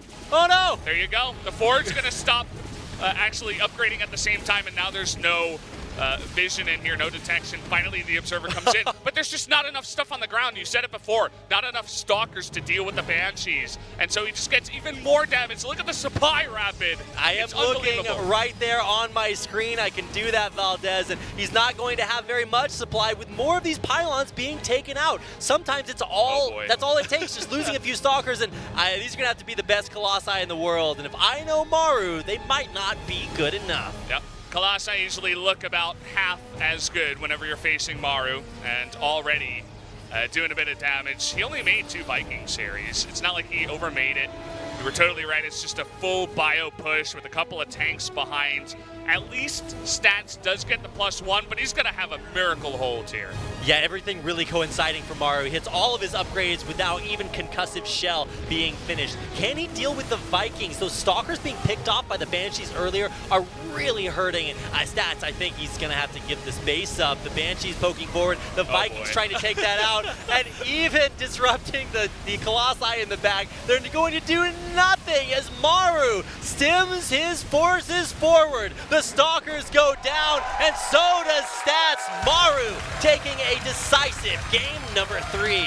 Maru in total control of that game from minute 1. Goes with the double racks, pushes in. Stats, a couple of mistakes, right? He leaves the front door open. Blocking it with the engineering bay was genius out of Maru. It buys himself so much time. Stats getting way too far behind. And the follow-up there from Maru was way too much for Stats to handle. You'll notice that he's already beginning to look a little bit shaken after that one. Certainly a rough game to stomach, Rapid. Yeah, it certainly is. And I mean, for Maru, he's got his Chingus there by his side, there to give him advice, of course, from 3 of the biggest Protoss minds in StarCraft today. The benefit of being on Korea's last remaining professional StarCraft 2 team. Lots of great support and advice from the rest of the Jin Air Green Wings. Yeah, I mean, he's got the coach over there. He has a personal massage team, basically. They all go over and, you know, help him out, make sure his arms are feeling okay. Obviously, a lot of micro went into that 3rd game. And just with the way this entire series has been going, it's been action-packed. So certainly going to help him out, whereas Stats looking a little bit alone on the left side. We'll see if he can come back here in Abyssal Reef. Ascension to Ire was his map pick. And now Maru going into a bit of a more defensive map here. We'll see what he wants to do, though. I mean, he could literally pull out anything from here based on what we've seen so far, rather. That's right. Abyssal has been a great map for Maru so far this season. I think he has a 66% win rate on it, something along those lines. It's, I think, our oldest map in this map pool as well. So I'm excited to see how Maru does, if he can bring it to maybe match point, or if Stats can come back in game number 4.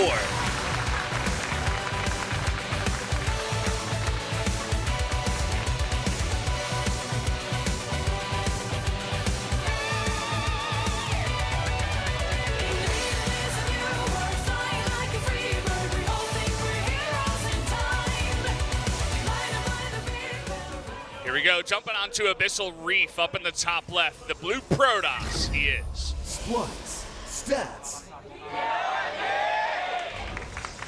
Still got his fans behind him, hoping he can come back in game number 4. And his opponent on the other side, in the red, he is. Jin Air Green Wings, Maru. Keeping his SCVs back at home this time. Looks like that might be his sister there, actually. Not 100% sure if that's actual family or if she's just... Okay, it is. We got the confirmation it is his sister coming down with the mom to help cheer on her brother. Really cool to see. Now, this is also really cool to see. A sick mind game here from Maru. When Stats gets into his base, he sees there's no barracks, right? And that's because, and so that's going to trigger him to think, hey, maybe I'm being proxied. But Maru actually proxied himself with his own barracks, just to maybe throw Stats off a little bit. Also, both gases going down here for Maru, so can immediately go into a fast factory, which is not proxied, right? But it's kind of the, just off to the side version of this. A clever ruse, if you will. Going to be throwing in some nice mind games, and I love it. I think this is the perfect game to pull this out. He's already shown that he has quite a bit of trickery, chicanery, and of course, here we see Maru's parents, his mom and dad there in the audience. Solar sitting right behind them with a sick photo bomb. Back at home, I'm glad to see that Stats hasn't overreacted to what he might have thought to be a proxy. Oh, and guys, by the way, that was Stats' parents. We got the update. Sorry about that. Not Maru's parents. Saw them earlier. Coming down to cheer on Stats. Stats fighting. Nice little pixel drawing down there in the bottom. Of course, if you guys watch Stats' personal stream, you know that Stats fighting is, of course, the best StarCraft 2 emote. Right up there next to Demu Larva. So certainly my favorite way to cheer on Stats when he is streaming. And of course, lots of people down here to cheer him on the same way in the studio. Now, crucial to notice that there's no Nexus on the way here for Stats just yet. Maru's going to poke in with his Reaper and see just that. Yep. No Nexus, even a Void Ray being made back at home. He put up the wall to make sure no Reapers could get up there. Let's see that sign lifted up.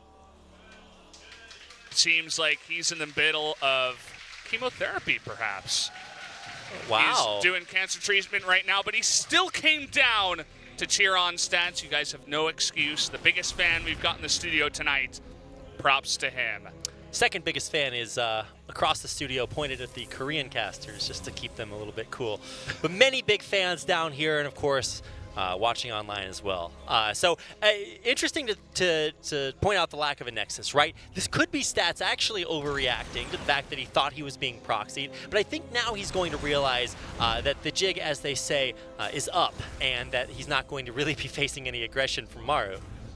Yeah, just a later CC. It was only just the Raven that was built eventually back at the home of Maru, and you'll notice that Stats is still scouting everywhere. Yeah. He's like, what are you doing? Seems like the mind game has worked out to an extent. Well, the reason I really love this being pulled out in this game is that they've both been robbed when it came to scouting out early proxies, and Maru knows that, so he's really abusing kind of the way that this game, or the series started out by saying, look, I'm going to really tax your brain even more. So the mind game's paid off. This is about the latest Nexus he can expect from Stats. And I'm actually curious whether or not Stats is going to try to turn this around and saying, well, behind economically, time to turn on the pressure. Yeah, he certainly has a lot of buildings to do so. A couple of Void Rays, 2 extra gateways as well. And already pushing at the front, you might as well do this, but is it enough to deal with the army of Maru?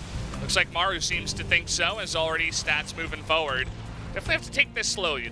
You're not 100% sure what's behind that. You scout at the main, you're like, oh, he's got a lot of buildings. Yeah. He's gonna push out with this Viking here and try to secure the low ground right now.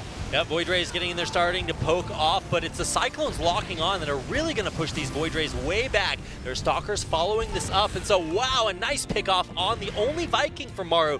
It's really going to make him a little bit more vulnerable and reacting by throwing down the bunker.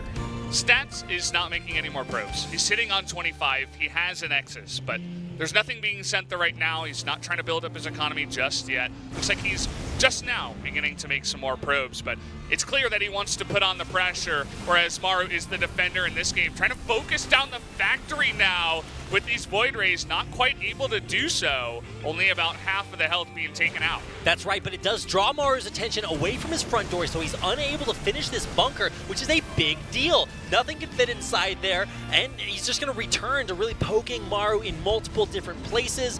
It may sound like a cute grandma kind of thing to do, but it's very deadly in Stats' hand.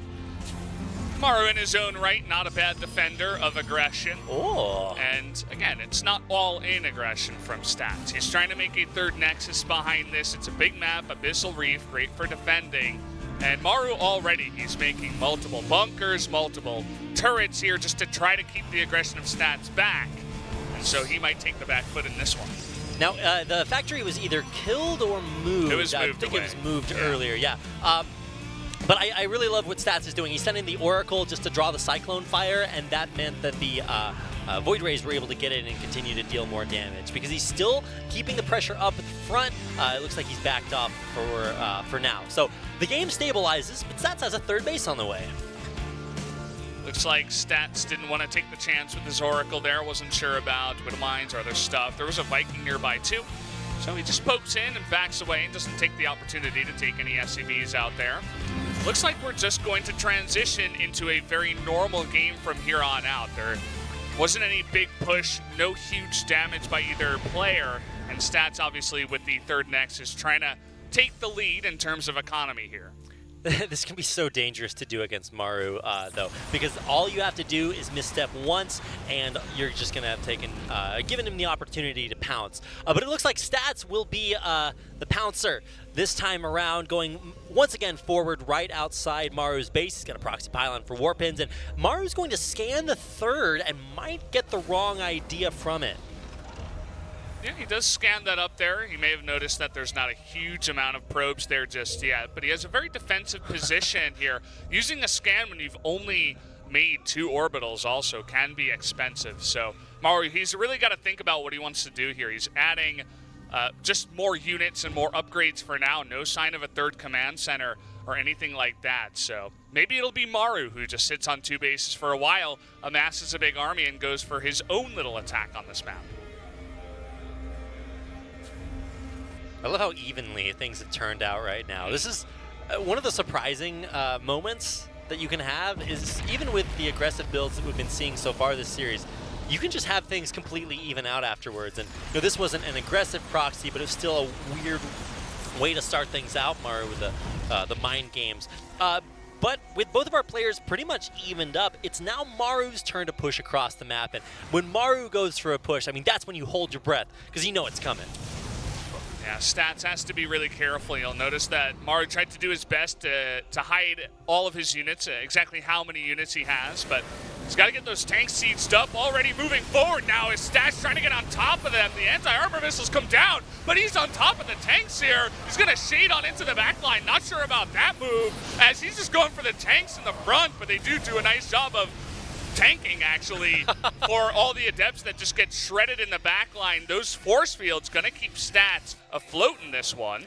You're absolutely right, Valdez. The anti-armor missile got a great connection, but sometimes painting it orange is not good enough. The adept shading through to the back line were really kind of the MVPs because it kept the damage from Maru from hitting Stats' vulnerable army up front. So huge anti-armor missile, but it doesn't matter that much in the end. The tanks tank, but get picked off.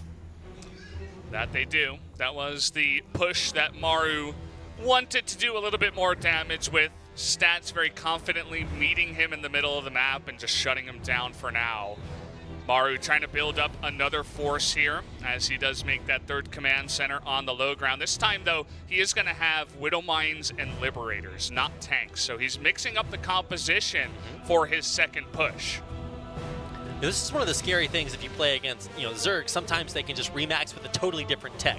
Well, here for Maru, he's kind of doing the same idea, saying, all right, I showed you what my army composition was, but now we're changing it up all over again. This army right now looks pretty similar, but I don't think that Maru or that Stats has quite seen the Liberator count. I think he's got 2 so far, 1 with the army, 1 coming in.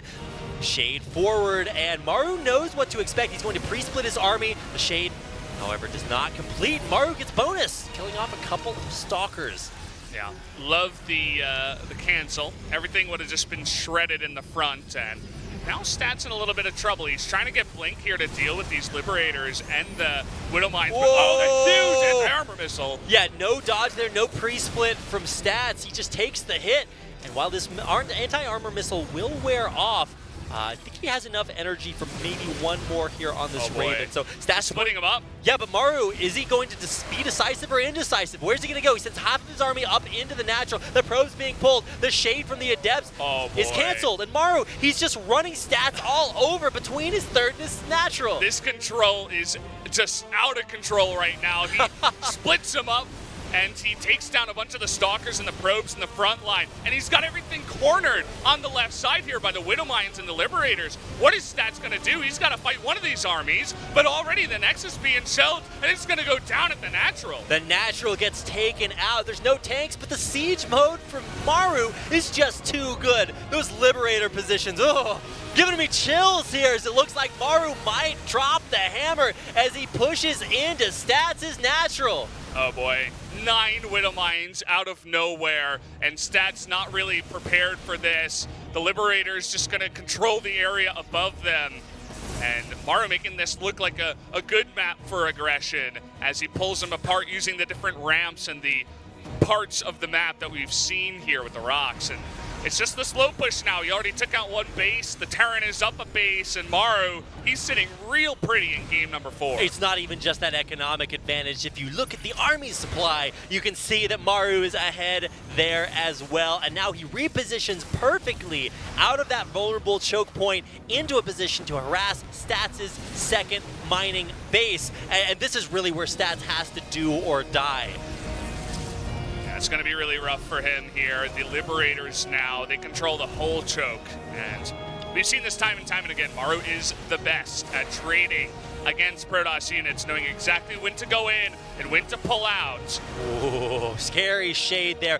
Great job by Stats consistently getting just 2 or 3 Adepts into Maru's bases to try to harass. Maru is starting to lose workers. He's only on 33. So while, yeah, he's up a base, Wins is still getting damage done. Yeah, it's a really awkward spot. He wants to rally everything across, but the Disruptor gets a nice little chunk there, and now Maru says, I'm angry, I'm gonna push in. And all those units baited into the liberation zones with the anti-armor missiles. Everything gets shredded on the attack, and it looks like Maru has done it again, Rapid. Stats can't fight in those liberation zones. Maru bringing the freedom to match point, up 3-1 against Stats.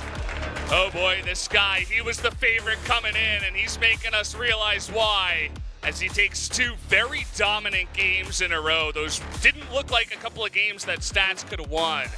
As Maru just laying down the hammer. Stats, he's been in this position before. He went down 3-1 up against Sue in the semifinals, and he came back to make it into the finals. But can he do it again up against a Terran, his first of the tournament? It's not looking good, Rapid. Maru bringing out the mind games there in game number 4. I just love to see the masterful construction of his strategy in this best of 7. Totally different than playing other best of series. You have to know how to manipulate your opponent. And I mean, Maru is the puppet master here in game number 4 to take us to match point. And that means that we are heading into a quick commercial break here pretty quickly. But I just hope you guys are enjoying the finals as much as we are. You know, it's been a pleasure to be here for our first GSL Grand Finals, just like it's Maru's first GSL Finals. And I think we're both having just about as good a time. You know, this is, we've seen a lot of stomps in GSL finals. There's been some history about how they're not always the greatest. This is turning into a stomp pretty quickly after those last two games, I'd like to say. But I don't know. I'm not convinced that Stats is out of it just yet. It's been action back and forth. I've been really enjoying myself, Rapid. As have I, and of course I hope everyone out there, whether you're watching here in the audience or online, have been enjoying yourselves here as well. Don't forget there's a ton of StarCraft going on, not only the GSL Super Tournament coming up later, we've got the sister tournament to the GSL, the ASL coming up in just a day, so lots and lots of StarCraft out there. We're going to head to a quick commercial break, and we'll be right back with what could be the deciding game, the GSL Codes Grand Finals.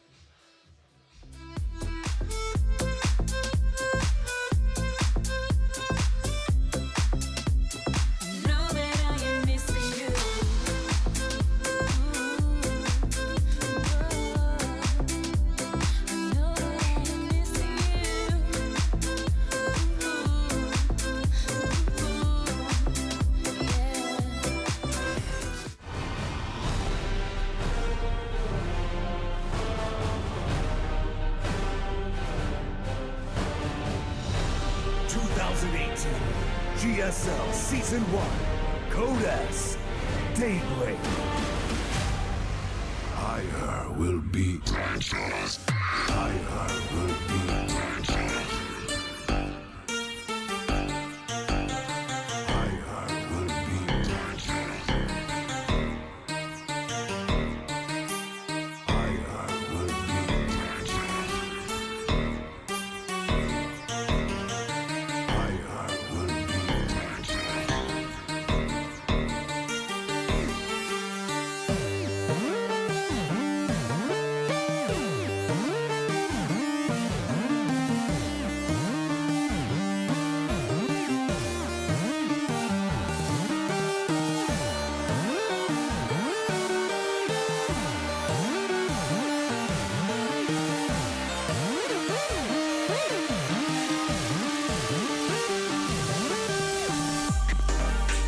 we must act.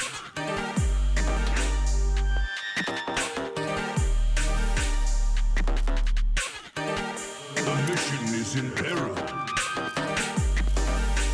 Disaster is imminent.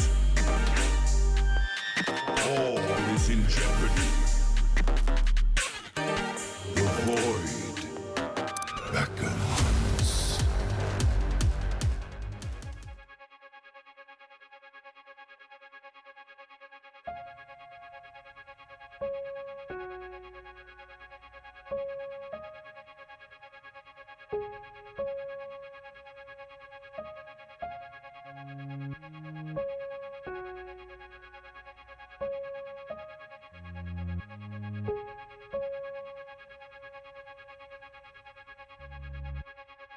They'll tell you I don't care anymore, and I hope you'll know that's a lie.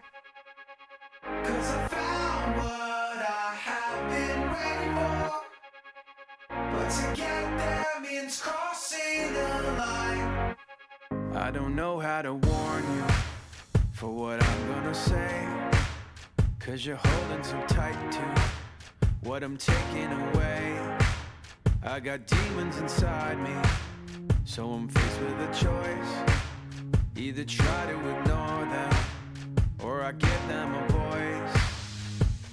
And it's keeping me up at night, worried it's not alright, holding back things you don't know. And it's keeping me up at night, worried it's not alright, you're not gonna like where this goes. And they'll tell you I don't care anymore, and I hope you'll know that's a lie. 'Cause I found what I have been waiting for, but to get there means crossing a line. So I'm crossing a line.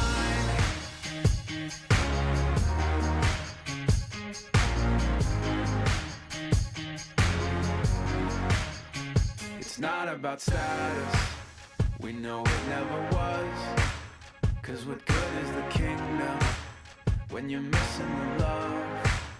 This is not a goodbye now. I'm not going away. No, I don't have the answers, but I do have the faith.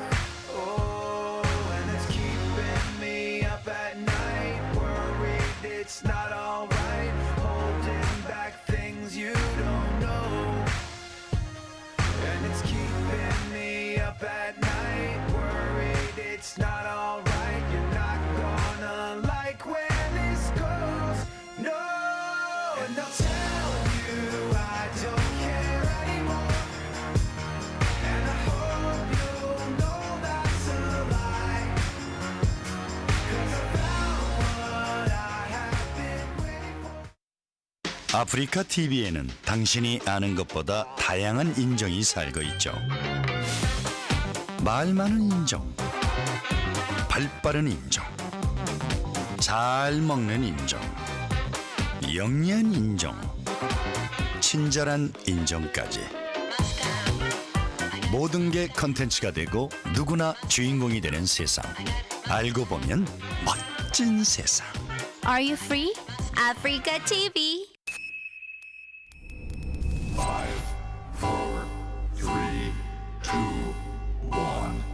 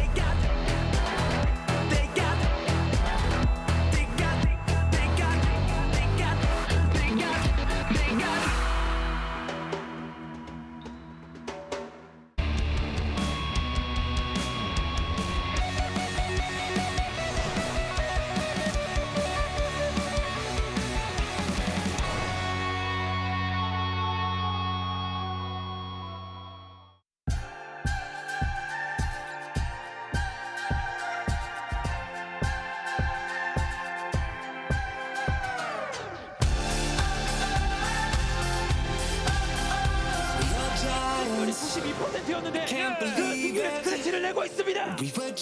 움직임이 조성주를 압도하고 있습니다. 그렇죠. 더 빠르면서 그렇죠. 조성주를 잡아내면서 We are giants, we are strong. I see you standing, see you dancing on the pavement in the park. We are giants, can you feel it? So much bigger.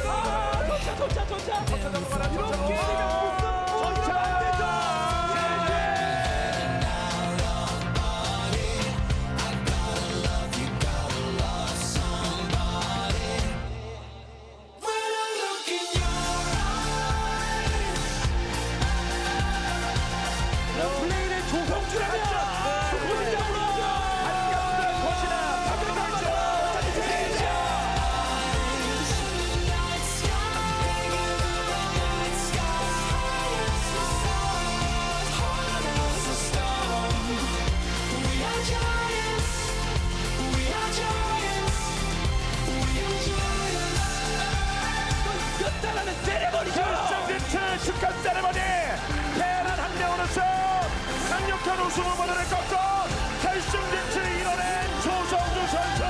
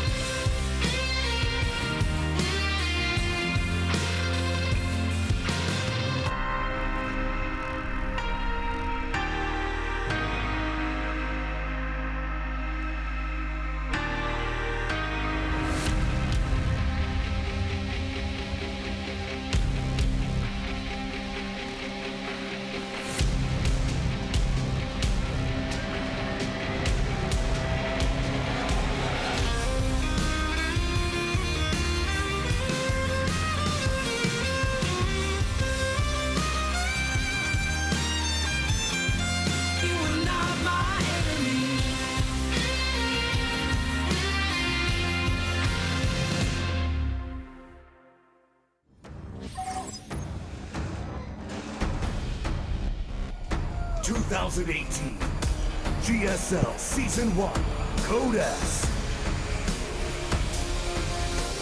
Finals.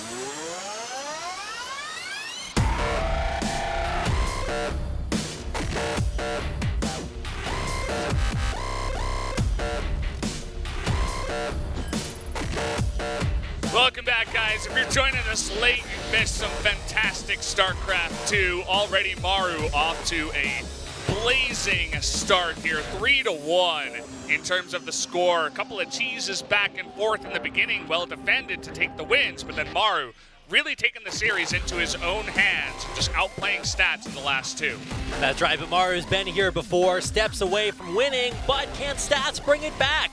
If there is any player this season, we have seen that Stats is just relentless. His semifinal series, one that not a lot of players thought he would win, not a lot of casters thought he would win. I remember it looked pretty bleak, but Stats made it happen. Now, can he make it happen again? He was, down 3-1 against Sue and then had this insane comeback. Oh my God, it was so sick. So, don't pause and go watch that just yet, because he's got to do it again in order to stay alive in this tournament.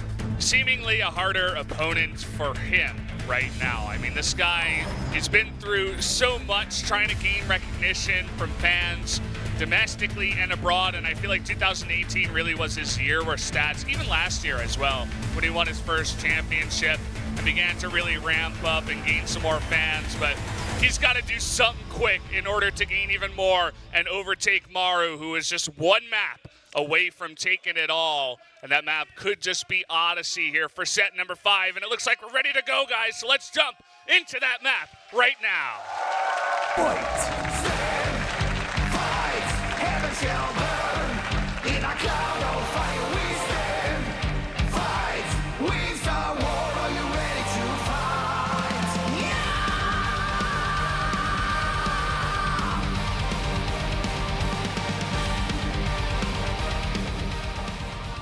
Here we go, straight on to Odyssey for game number 5. Down in the bottom right, needs to win 3 in a row to take the championship. Stats. Fans still cheering him on here in the studio. Right. His opponent with a few cheers of his own in the upper left-hand corner of the map Odyssey. It is Jin Air Green Wings, Maru. I heard one fan out there start early. She was so excited to get that cheer started. Can't wait, and neither can Stats. He's got a probe out on the map.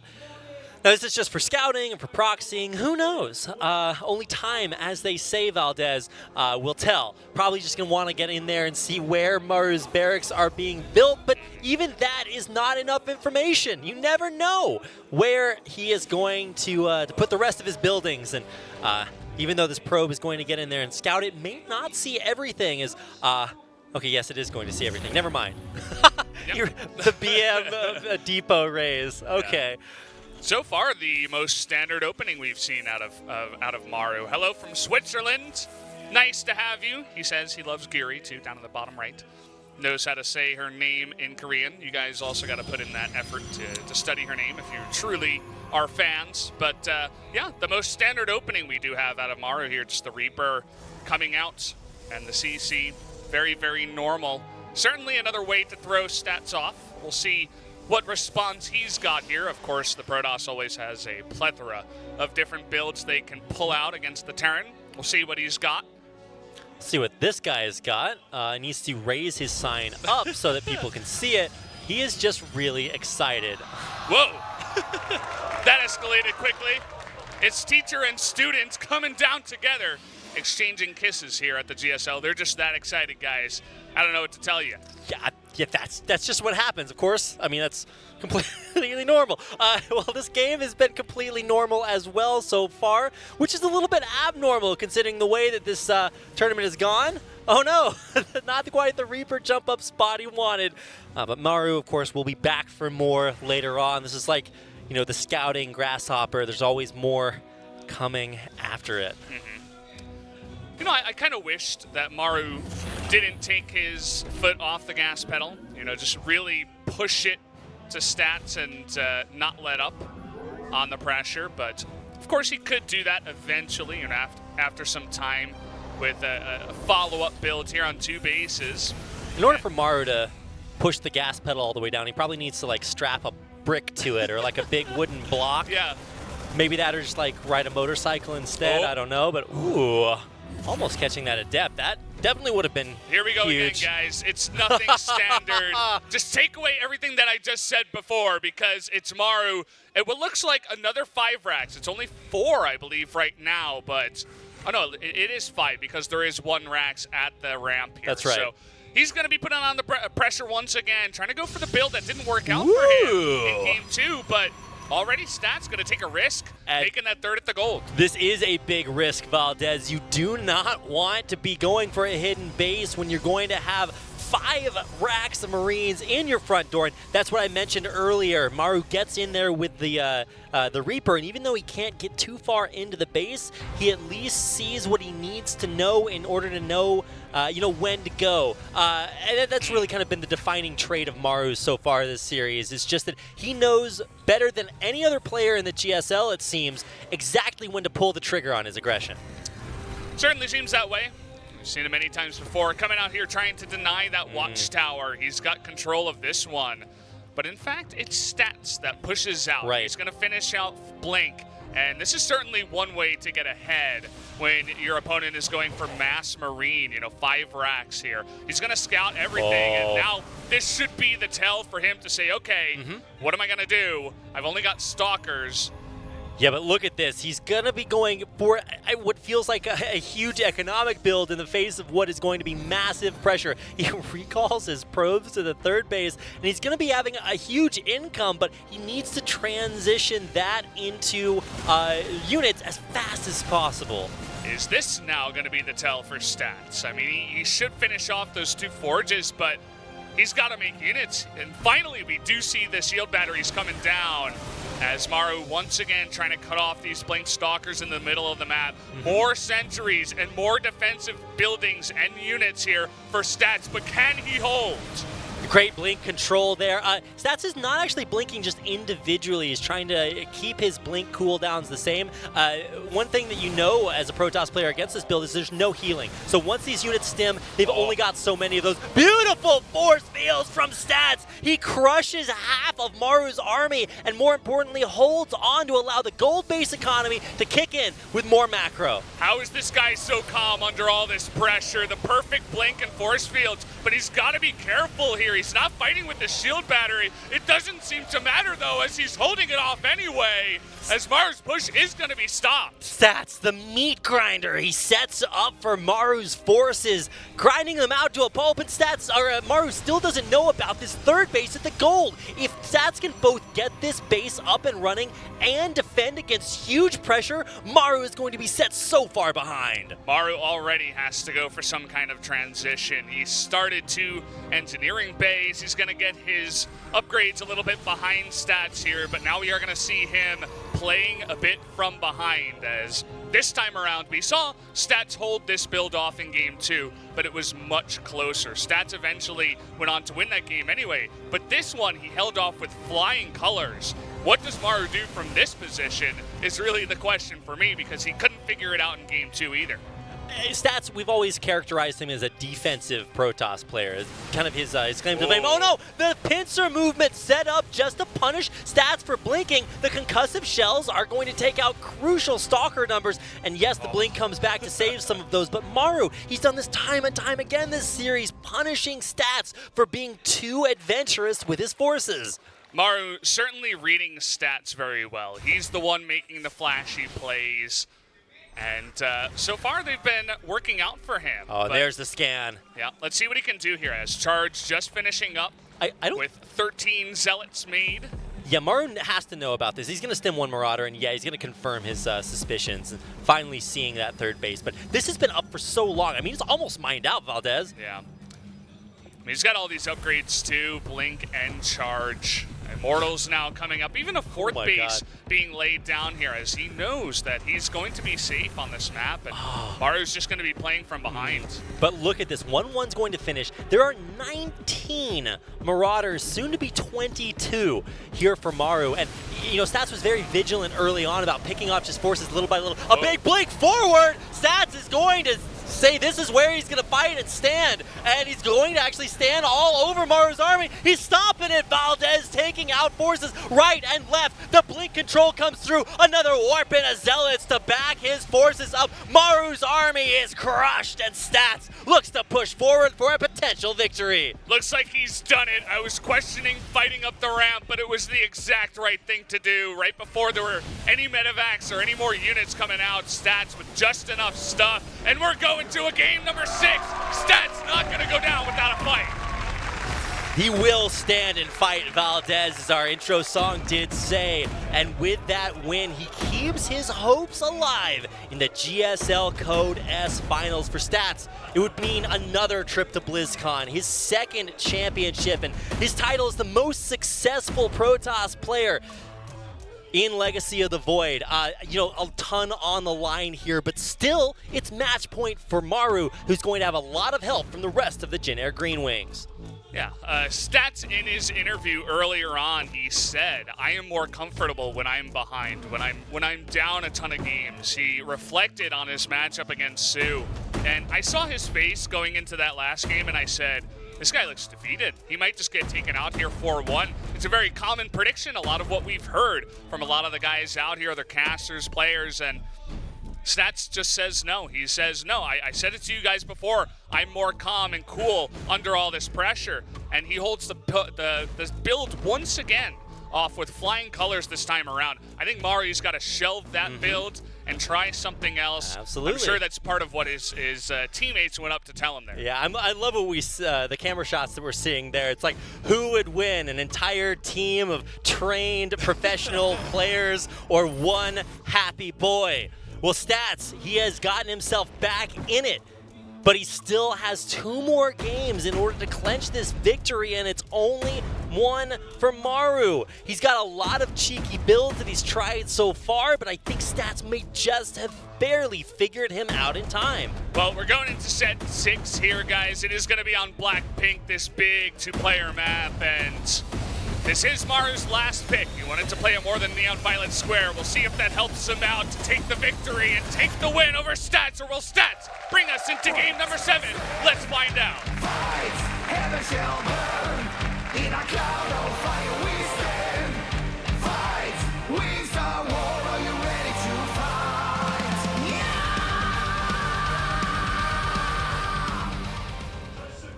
Down here in the bottom left, the blue Protoss not going down without a fight. He's still in this one. Splice, Stats. And his opponent pulling out some crazy builds, but might need to hold it back a little bit. It is his Terran opponent. Jin Air Green Wings, Maru. There we go. The cheers seemingly even louder than the last game as they want to give Maru some energy. There were some last Terran signs on the Stats side. We only have so much room in the studio to fit all the Maru fans. Clearly the favorite in this one, but Stats wants to spoil it for those guys.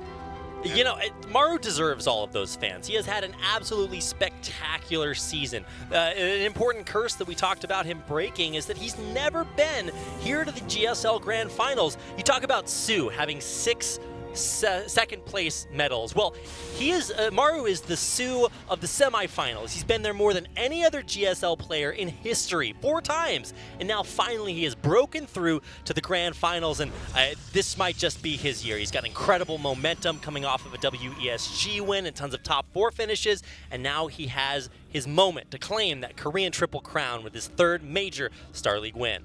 He mentioned before that in the beginning of his career, he used to be really nervous when he went up on stage. He couldn't get the same results that he had in the practice house. Everybody used to talk about how great this young player was, the 14-year-old and all that good stuff, but finally he makes it into the championship. I worry for him after that loss. You know, you go for a build, you want to make it work again, but it gets shut down so hardcore. He really needs the support from his team, and he needs to have the mindset in place to say, I still need to play at my top level, even though I did take a loss in that last game. And he's got to prove it to us. If he wants to be a champion, he has to get through those nerves and actually outplay Stats, because he's not just going to lay down and take it, Stats. He really wants to win a second time here at GSL. No, he's not going to take it. I want to see what happens here, because there's a couple of very important moments that we need to watch out for. One, how does Maru react to getting this initial scout at the front door? He sees that it's standard, but does he choose to play standard? Because that has not been his MO this tournament.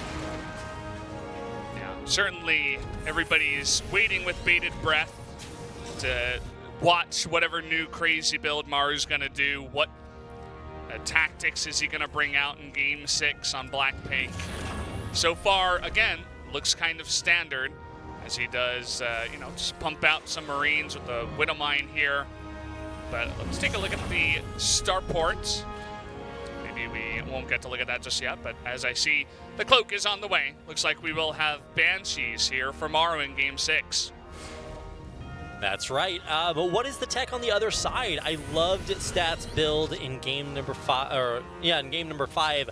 He knows that Blink is very effective against dealing with early bio numbers, especially if it's not the standard bio that comes out with Metavax. And once again, this is going to be Maru going forward without Metavax, but it's a little bit more mechy this time around, if we can call it that, because we do have the Cloaked Banshees as well as more Cyclones being completed, and this might be a reaction to maybe expecting a higher Stalker count out of Stats.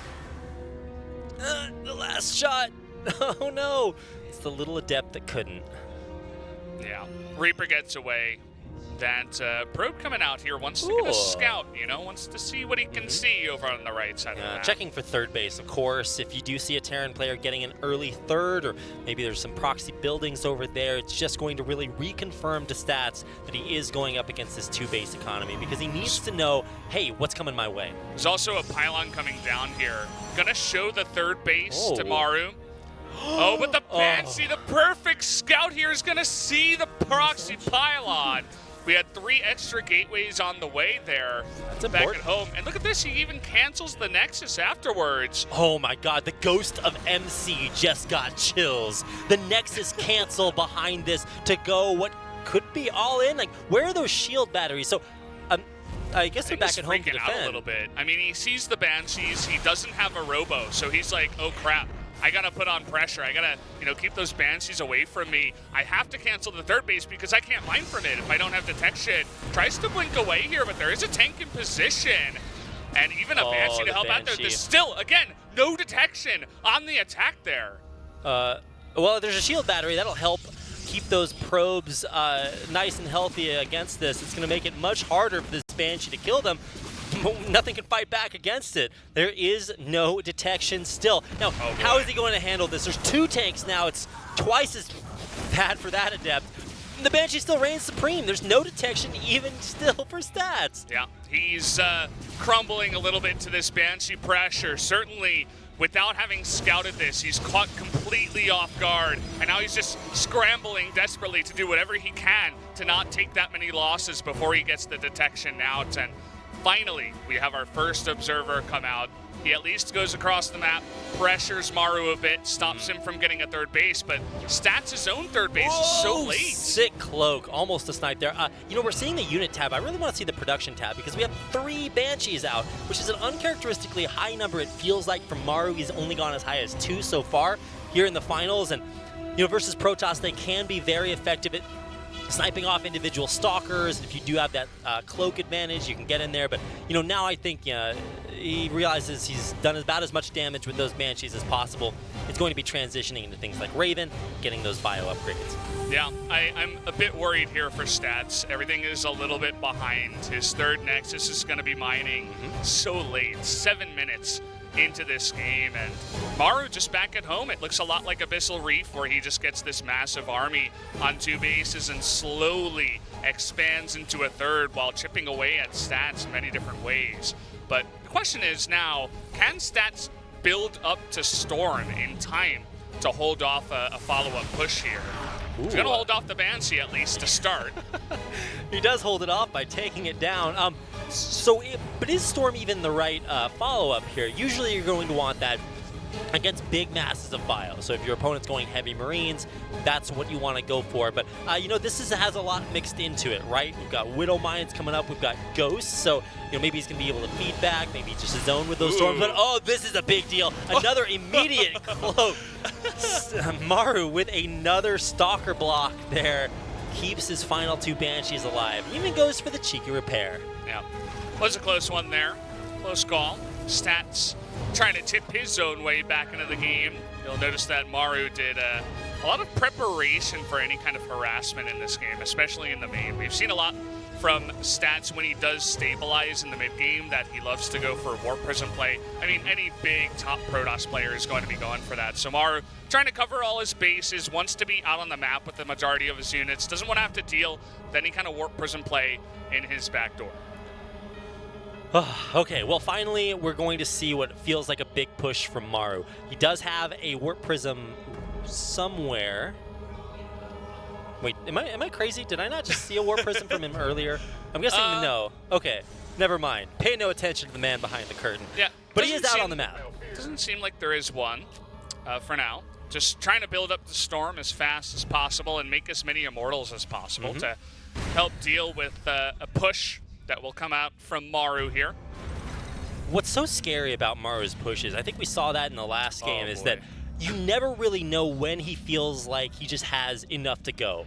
This feels like a lot like game number 4, where he really cemented what was almost an unstoppable advantage in the game. Now, a blink forward, he does have the detection. He got it! The EMP on the High Templar! And there's not enough energy on the Sentries, too! Maru's pushing forward! He wants to win the series right away! No, when there's no Storm, there's no way to hold this off! Another huge EMP catches both Immortals and the Sentries. Now they're, whoa my god, the anti-armor missile! One Storm, and I think he's got one more, but that might not be enough to hold on. It's only one Storm left available for Stats, and I don't think it's gonna be enough, as Maru just has way too many units. The brooms have been pulled off a line. The fans are going crazy for Maru right now. One last Storm, the legacy of Stats in this series going down with that Storm. He doesn't want a GG out of this one just yet, as he's still holding on. But it looks like that's it, GG! Maru gonna win his first GSL championship! There it is, the 4-2 going to our Terran. Maru claims the Korean Triple Crown for his 3rd unique championship here. Cheers of his name from the stands. It is Cho Sung-ju all the way in an inspired GSL run, the last Terran player to survive, and he goes all the way. Congratulations to Jin Air Green Wings Maru for his first GSL Code S championship. What a beast this guy is. 8 years in the making. Will we see some emotion out of Maru now that he's finally come up here and win a GSL championship? Not 100% sure, but he certainly showed it in the games. Coming out there, the same build doesn't work twice, and he switches it up, catches Stats off guard with the Banshees. Stats looking totally lost against that play. Maru's parents, obviously an emotional moment for them. Little Even his younger sister, yeah. Got the huge Maru sign, of course, a big fan there, and many other places as well. His mom even crying a little bit there. Cannot blame her. To watch, you know, a player like Maru really grow and develop. We saw that picture of him playing from very early on. This guy has been putting in the work, and while it might look like he's just got that transcendent, you know, just power, it's something he had to work very hard to. And after, like what you said, 7.5 years in the making, Maru has finally claimed his championship. So many fans coming down to cheer this guy on. Unbelievable. I'd say probably 70-30 in his favor in terms of the fan vote. And oh boy, we're gonna hear from him in the interview now on the big stage. Let's see what he's got to say. To become the world's best Terran, he needed the GSL final. 우승을 차지했습니다. But he kept being knocked out in the round of 4, but this time, the 5th attempt trying to make it into the championship, he made it, and he won it 4-2. 최고의 테란의 평가를 할 겁니다. 그동안 정말 어린 시간 And now no one can deny that Maru is the best Terran in the world. 어떠신지 그 정말 You finally 힘들었던 achieved your GSL dreams. 우승 How do you 도전기 feel? 소감 말씀 부탁드리겠습니다. 제가 작년에 성적이 너무 안 좋아가지고 마음고생도 심하고 이렇게 안 되는 건가라는 Last 생각도 year, 많이 I didn't play 했는데 that well. 이렇게 이번 I was getting 첫 really 시즌부터 frustrated with 이렇게 myself. 우승하게 돼서 너무 감격스럽고 But this 뭐라고 year, 해야 될지도 from 모르겠고 even season 1 너무 좋은 in 것 같아요. 2018, I won a championship. I'm really 정말 emotional right now. I don't really know what to say. 누구보다도 I'm just so happy to take the victory. 조성주 선수에게 큰 힘이 돼준 분들이 동료들, 팬분들 외에 가족분이 계시잖아요. More than anyone else, 항상 진짜 there are a lot of fans. 4강에서 떨어지면서 할아버지가 friends 너무 and your 좋아하시는데 teammates, your family is 결승에서 all 올라가지 here. 못하고 4강 떨어질 때마다 So many people coming to support you, your family that always 제일 supported 가슴이 you. 아프거든요. Of course, this is 이제 Maru's 어머님께 mom, emotional after the victory. 거의 진짜 어린 나이 14살 때부터 조전하면 이 8년이라는 Any 시간이 words you have 굉장히 to say to your 그냥 mom, your 나이대랑 다르게 family, your 조성주 dad? 힘들었을 건데 Anything you want to say 우승을 to them? 차지했으니까 그 마음을 어머니께 한번 전달해 주시죠. 일단 제가 게이머 Please tell us how you feel 하고 about your 마음고생 family. 좀 많이 시킨 것 같은데 이렇게 Since I started playing GSL도 우승하고 이제 성적 좀 잘 내고 있으니까 I know you guys were very worried about me. 줬으면 좋겠어. But after I've achieved so much, so many achievements, I can see that 이 우승을 you guys are very happy 차지하는 데서 about my situation, 저희 my 중계자는 많은 거 winning, 느낄 수가 and I hope 있었는데요. you continue to 예전에 support me 조성주와는 완전히 through 달라졌다. my pro 항상 gaming 이제 career. 초반에 분위기를 타도 후반에 Feels like Maru has 이 changed a 무너지는 경우가 lot. 좀 있었는데 오늘 경기는 He certainly 달랐습니다. has matured 그 심리 as a young 싸움에서 man. 확실히 상대를 압도하고 우승을 차지하는 데 있어서는 이 팀 동료들의 그 도움이 굉장히 컸을 텐데요. 어떠셨나요? Seems 저희 like 팀 3명의 토스가 used to 진짜 fall 너무 apart 열심히 in your late game. 도와줘가지고 Used to be more of an early game player, but it seems like your style has changed a bit. 하나하나씩 다 How have you 같이 changed? 짜줘가지고 그 덕에 He 우승할 수 says, 있었던 것 my 같아서 teammates, of 너무 course, 고마운 것 같아요. they're all such fantastic 진짜, players. And they 이제 all 3대1에서 contributed to this victory. I really appreciate all their help. 그 심리적으로 또 이러다가 내가 또 지는 거 아닌가, 또 잡히는 거 아닌가, 또 역전당하는 거 아닌가라는 이런 뭐 공포감이나 그런 건 없었습니까? 그런 건 전혀 없었던 게 So 제가 ever, after 27세 Stats 자신이 won Game 5, 있었어가지고 did you have a feeling 3점만 따면은 that 그냥 Stats 이길 would 것 turn around the 같았어요. series? And he 자, said, no, I didn't feel that at all. 그동안 응원해 주신 이 And he 수많은 said, because I won the first, 3 maps very early on in the series, I was very confident in my play 계속 계산을 하다 that I 보니까 could take the win. 8년이 걸렸어요.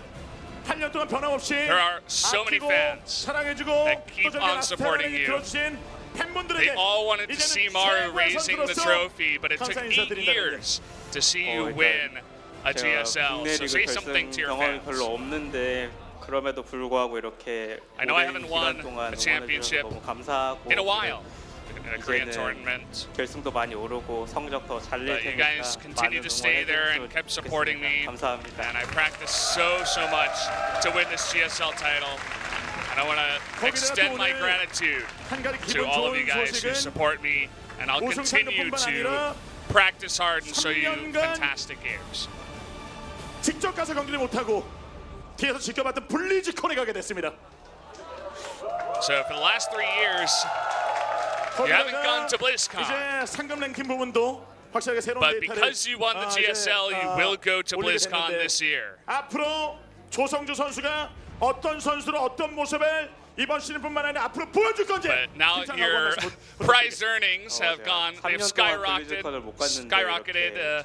You're up there towards the top in terms of the highest winning players in terms of money. He is at the top. Yes, up at the top. So 자, 이렇게 멋진 결승전을 he wants to win BlizzCon just like Rogue was able to win 최고 BlizzCon. 선수가 있었기 때문에 가능하다고 생각을 This is 하는데요. his year to do it, 김대엽 he says. 선수. 점점 많은 So 노력을 now we have 하고 stats up on the 모든 stage. 힘을 쏟아 부었습니다. 좀 아쉽게 조정석이 차지했습니다. All right, so for stats, you know, I know how hard you prepared for today's 또 김대엽 matches. 선수의 좀 새로운 도전이 될 수 있을 거라고 생각합니다. 한 말씀 부탁드리겠습니다. 네, 일단 Is this going to be, the start of yet another challenge for you? He says, first of all, I'd like to say thank you to each and every one of my fans who came to the studio to support me. This is just season 1. I still have season 2 and season 3. And whenever I have a chance, I am ready to do my best for my fans. So please keep supporting me. 바로 다음 주 슈퍼 토너먼트고요. 슈퍼 토너먼트 끝나면 바로 다음 시즌 시작돼요. 힘찬 각오로 다음 시즌에 So 어떤 this 경기를 보여줄 is the 건데 GSL Finals. Next week is the GSL Super Tournament. So what do you have to say about your next games? 경기력들 보여드리겠습니다. I am ready to show even more good performances for my next fans, or for my next games. So you can be sure to cheer for me in those games. So guys, now we are going to go over to the awards ceremony. Let's see all the big checks, the money here, of course. We mentioned that Maru did get the seed into BlizzCon. But we are, of course, going to have the CEO from Africa, as he does, up on the stage. Kevin Saw going to present the awards to our two players. 먼저 준우승 시상을 진행하도록 하겠습니다. 2018 GSL with the awarding here. 준우승 노력 아이콘이죠. 김태형. Let's see our runner-up stats. And the amount of money he's going to win, about $50,000 over the stats. Not bad. He took 2 maps off of one of the best Terrans, if not the best we have right now on the big stage. Kept his cool. I was even surprised that he won game number 5. But really big props to this guy who made this GSL Finals very, very entertaining and very close. And it's easy to focus on him being the runner-up today, but still a lot of money, and second place in GSL is, no small feat. So, of course, a lot of congratulations there to Stats and his team Splice for claiming a second place spot. But I think we all focus on the winner of tournaments. And so here, for first place in the GSL Code S Finals, his first GSL Finals. Let's go ahead and introduce our first place player. This is Jin Air Greenwings, Maru. His first GSL championship since he debuted in 2010, the Open Season. Open Season 1 in 2010 of GSL. Finally wins. He's going to BlizzCon after 3 years. We are going to have Maru in BlizzCon. What a treat that is for sure. This is also, of course, his third Korean League that he has won, the triple crown of Korean leagues, if you will, OSL, SSL, and now GSL. Finally, he does win this $40,000 about as well, just to add to the fat stacks that he already has in his bank. That's right. Maru is currently the #1 ranked WCS Korean player. He is the #1 ranked player in the world when it comes to esports earnings. And of course, like you mentioned, Valdez, this is just going to pile on even more. Another 40 million won in the bank. Really got a feel for this guy. He finally does it, and they said before, Rogue was like, this guy finally started practicing really hard. And if this is the Maru we get when he's practicing his heart out, day in and day out, I'd be really scared if I was another professional player. You got a guy with this amount of skill and talent, and finally he's putting his entire heart into it. He's able to win a GSL championship right away. But let's go ahead and introduce and interview the CEO of Africa. So thank you to the StarCraft fans who came to the studio here today. This is the end of Season 1, but next week we're going to start the GSL Super Tournament. And this year is the 20th anniversary of our game StarCraft. When StarCraft just launched, I was actually very young, and I actually played a lot of StarCraft then. But from then on, we have been doing continual StarCraft leagues. So thank you for enjoying us. We hope that you continue to enjoy us and support us for many years to come. And that's it. Quick speech That's all he's got to say. 정말 Certainly, 많은 분들이 함께 StarCraft 해주셨습니다. 20 years of GGs, as that guy 멀리서 said 오셨는데 in the 자기가 studio. 부족해서 좀 돌아가신 Was 분들 굉장히 많이 계신데요. fantastic 다시 to 한번 live 감사드리고 throughout that. 여러분의 이런 And 사랑이 that's going to do it for our finals. Was a really fun one. Was our first finals tasteosis. Thank you for the opportunity, I guess. They were pretty busy, so we were, of course, super glad to come in and try to fit in their shoes. I hope we did a decent enough job. It was certainly a ton of fun and an honor to be here. Yeah, absolutely. If you enjoyed the GSL Code S finals, we'd love to hear what your thoughts were. And, you know, it's not only a special time for StarCraft because of the finals here, but also because it is the 20th anniversary. So please continue to support StarCraft for even more years. And, of course, don't miss the 20th anniversary stream on StarCraft. It will be coming up a little bit later on tonight for all of our global viewers. Coming up next, we've got the victory ceremony. So keep your eyes on the stream to see a little bit more of the final moments of GSL Code S Season 1. For us, that's all. Enjoy it. I've been searching for a purpose for a long time. I've been in and out of town, out of my mind. I've been thinking about the things you said. Takes more than that to turn my head. If you wait for me, then don't you hold your breath. The sun goes up and the sun goes down. Our world goes around, comes around. I'll be gone when the lights go out. In case you miss me, I'm out of town. The sun goes up and the sun goes down. Our world goes around, comes around. I'll be gone when the lights go out. In case you miss me, I'm out of town. The good, the bad, the ugly, they all love me. But it's not the kind of love that I need. I succeed and make it worth your while. I focus on my goals, cause I got too expensive days in life and wasting mine. Windows down, my life is a highway turned music up. I'ma do this my way and I won't be stuck in a paper town that's burning my future only to get warm. The sun goes up and the sun goes down. Our world goes around, comes around. I'll be gone when the lights go out. In case you miss me, I'm out of town. The sun goes up and the sun goes down. Our world goes around, comes around. I'll be gone when the lights go out. In case you miss me, I'm out of town. If you wonder.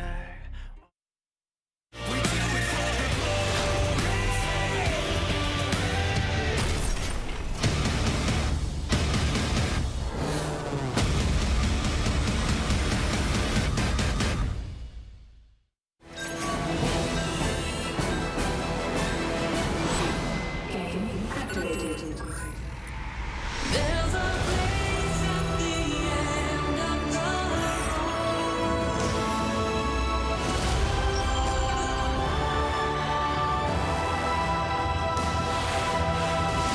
GSL Season 1 Code S Daybreak.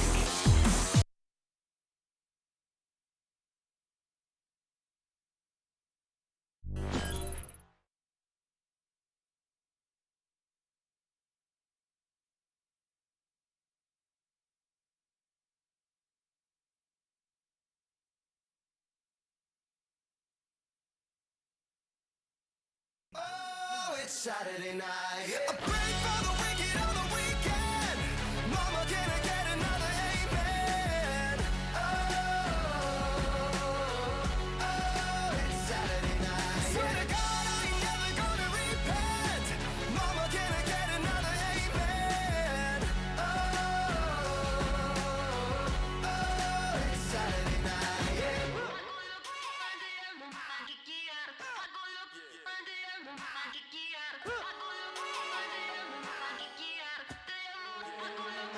Every morning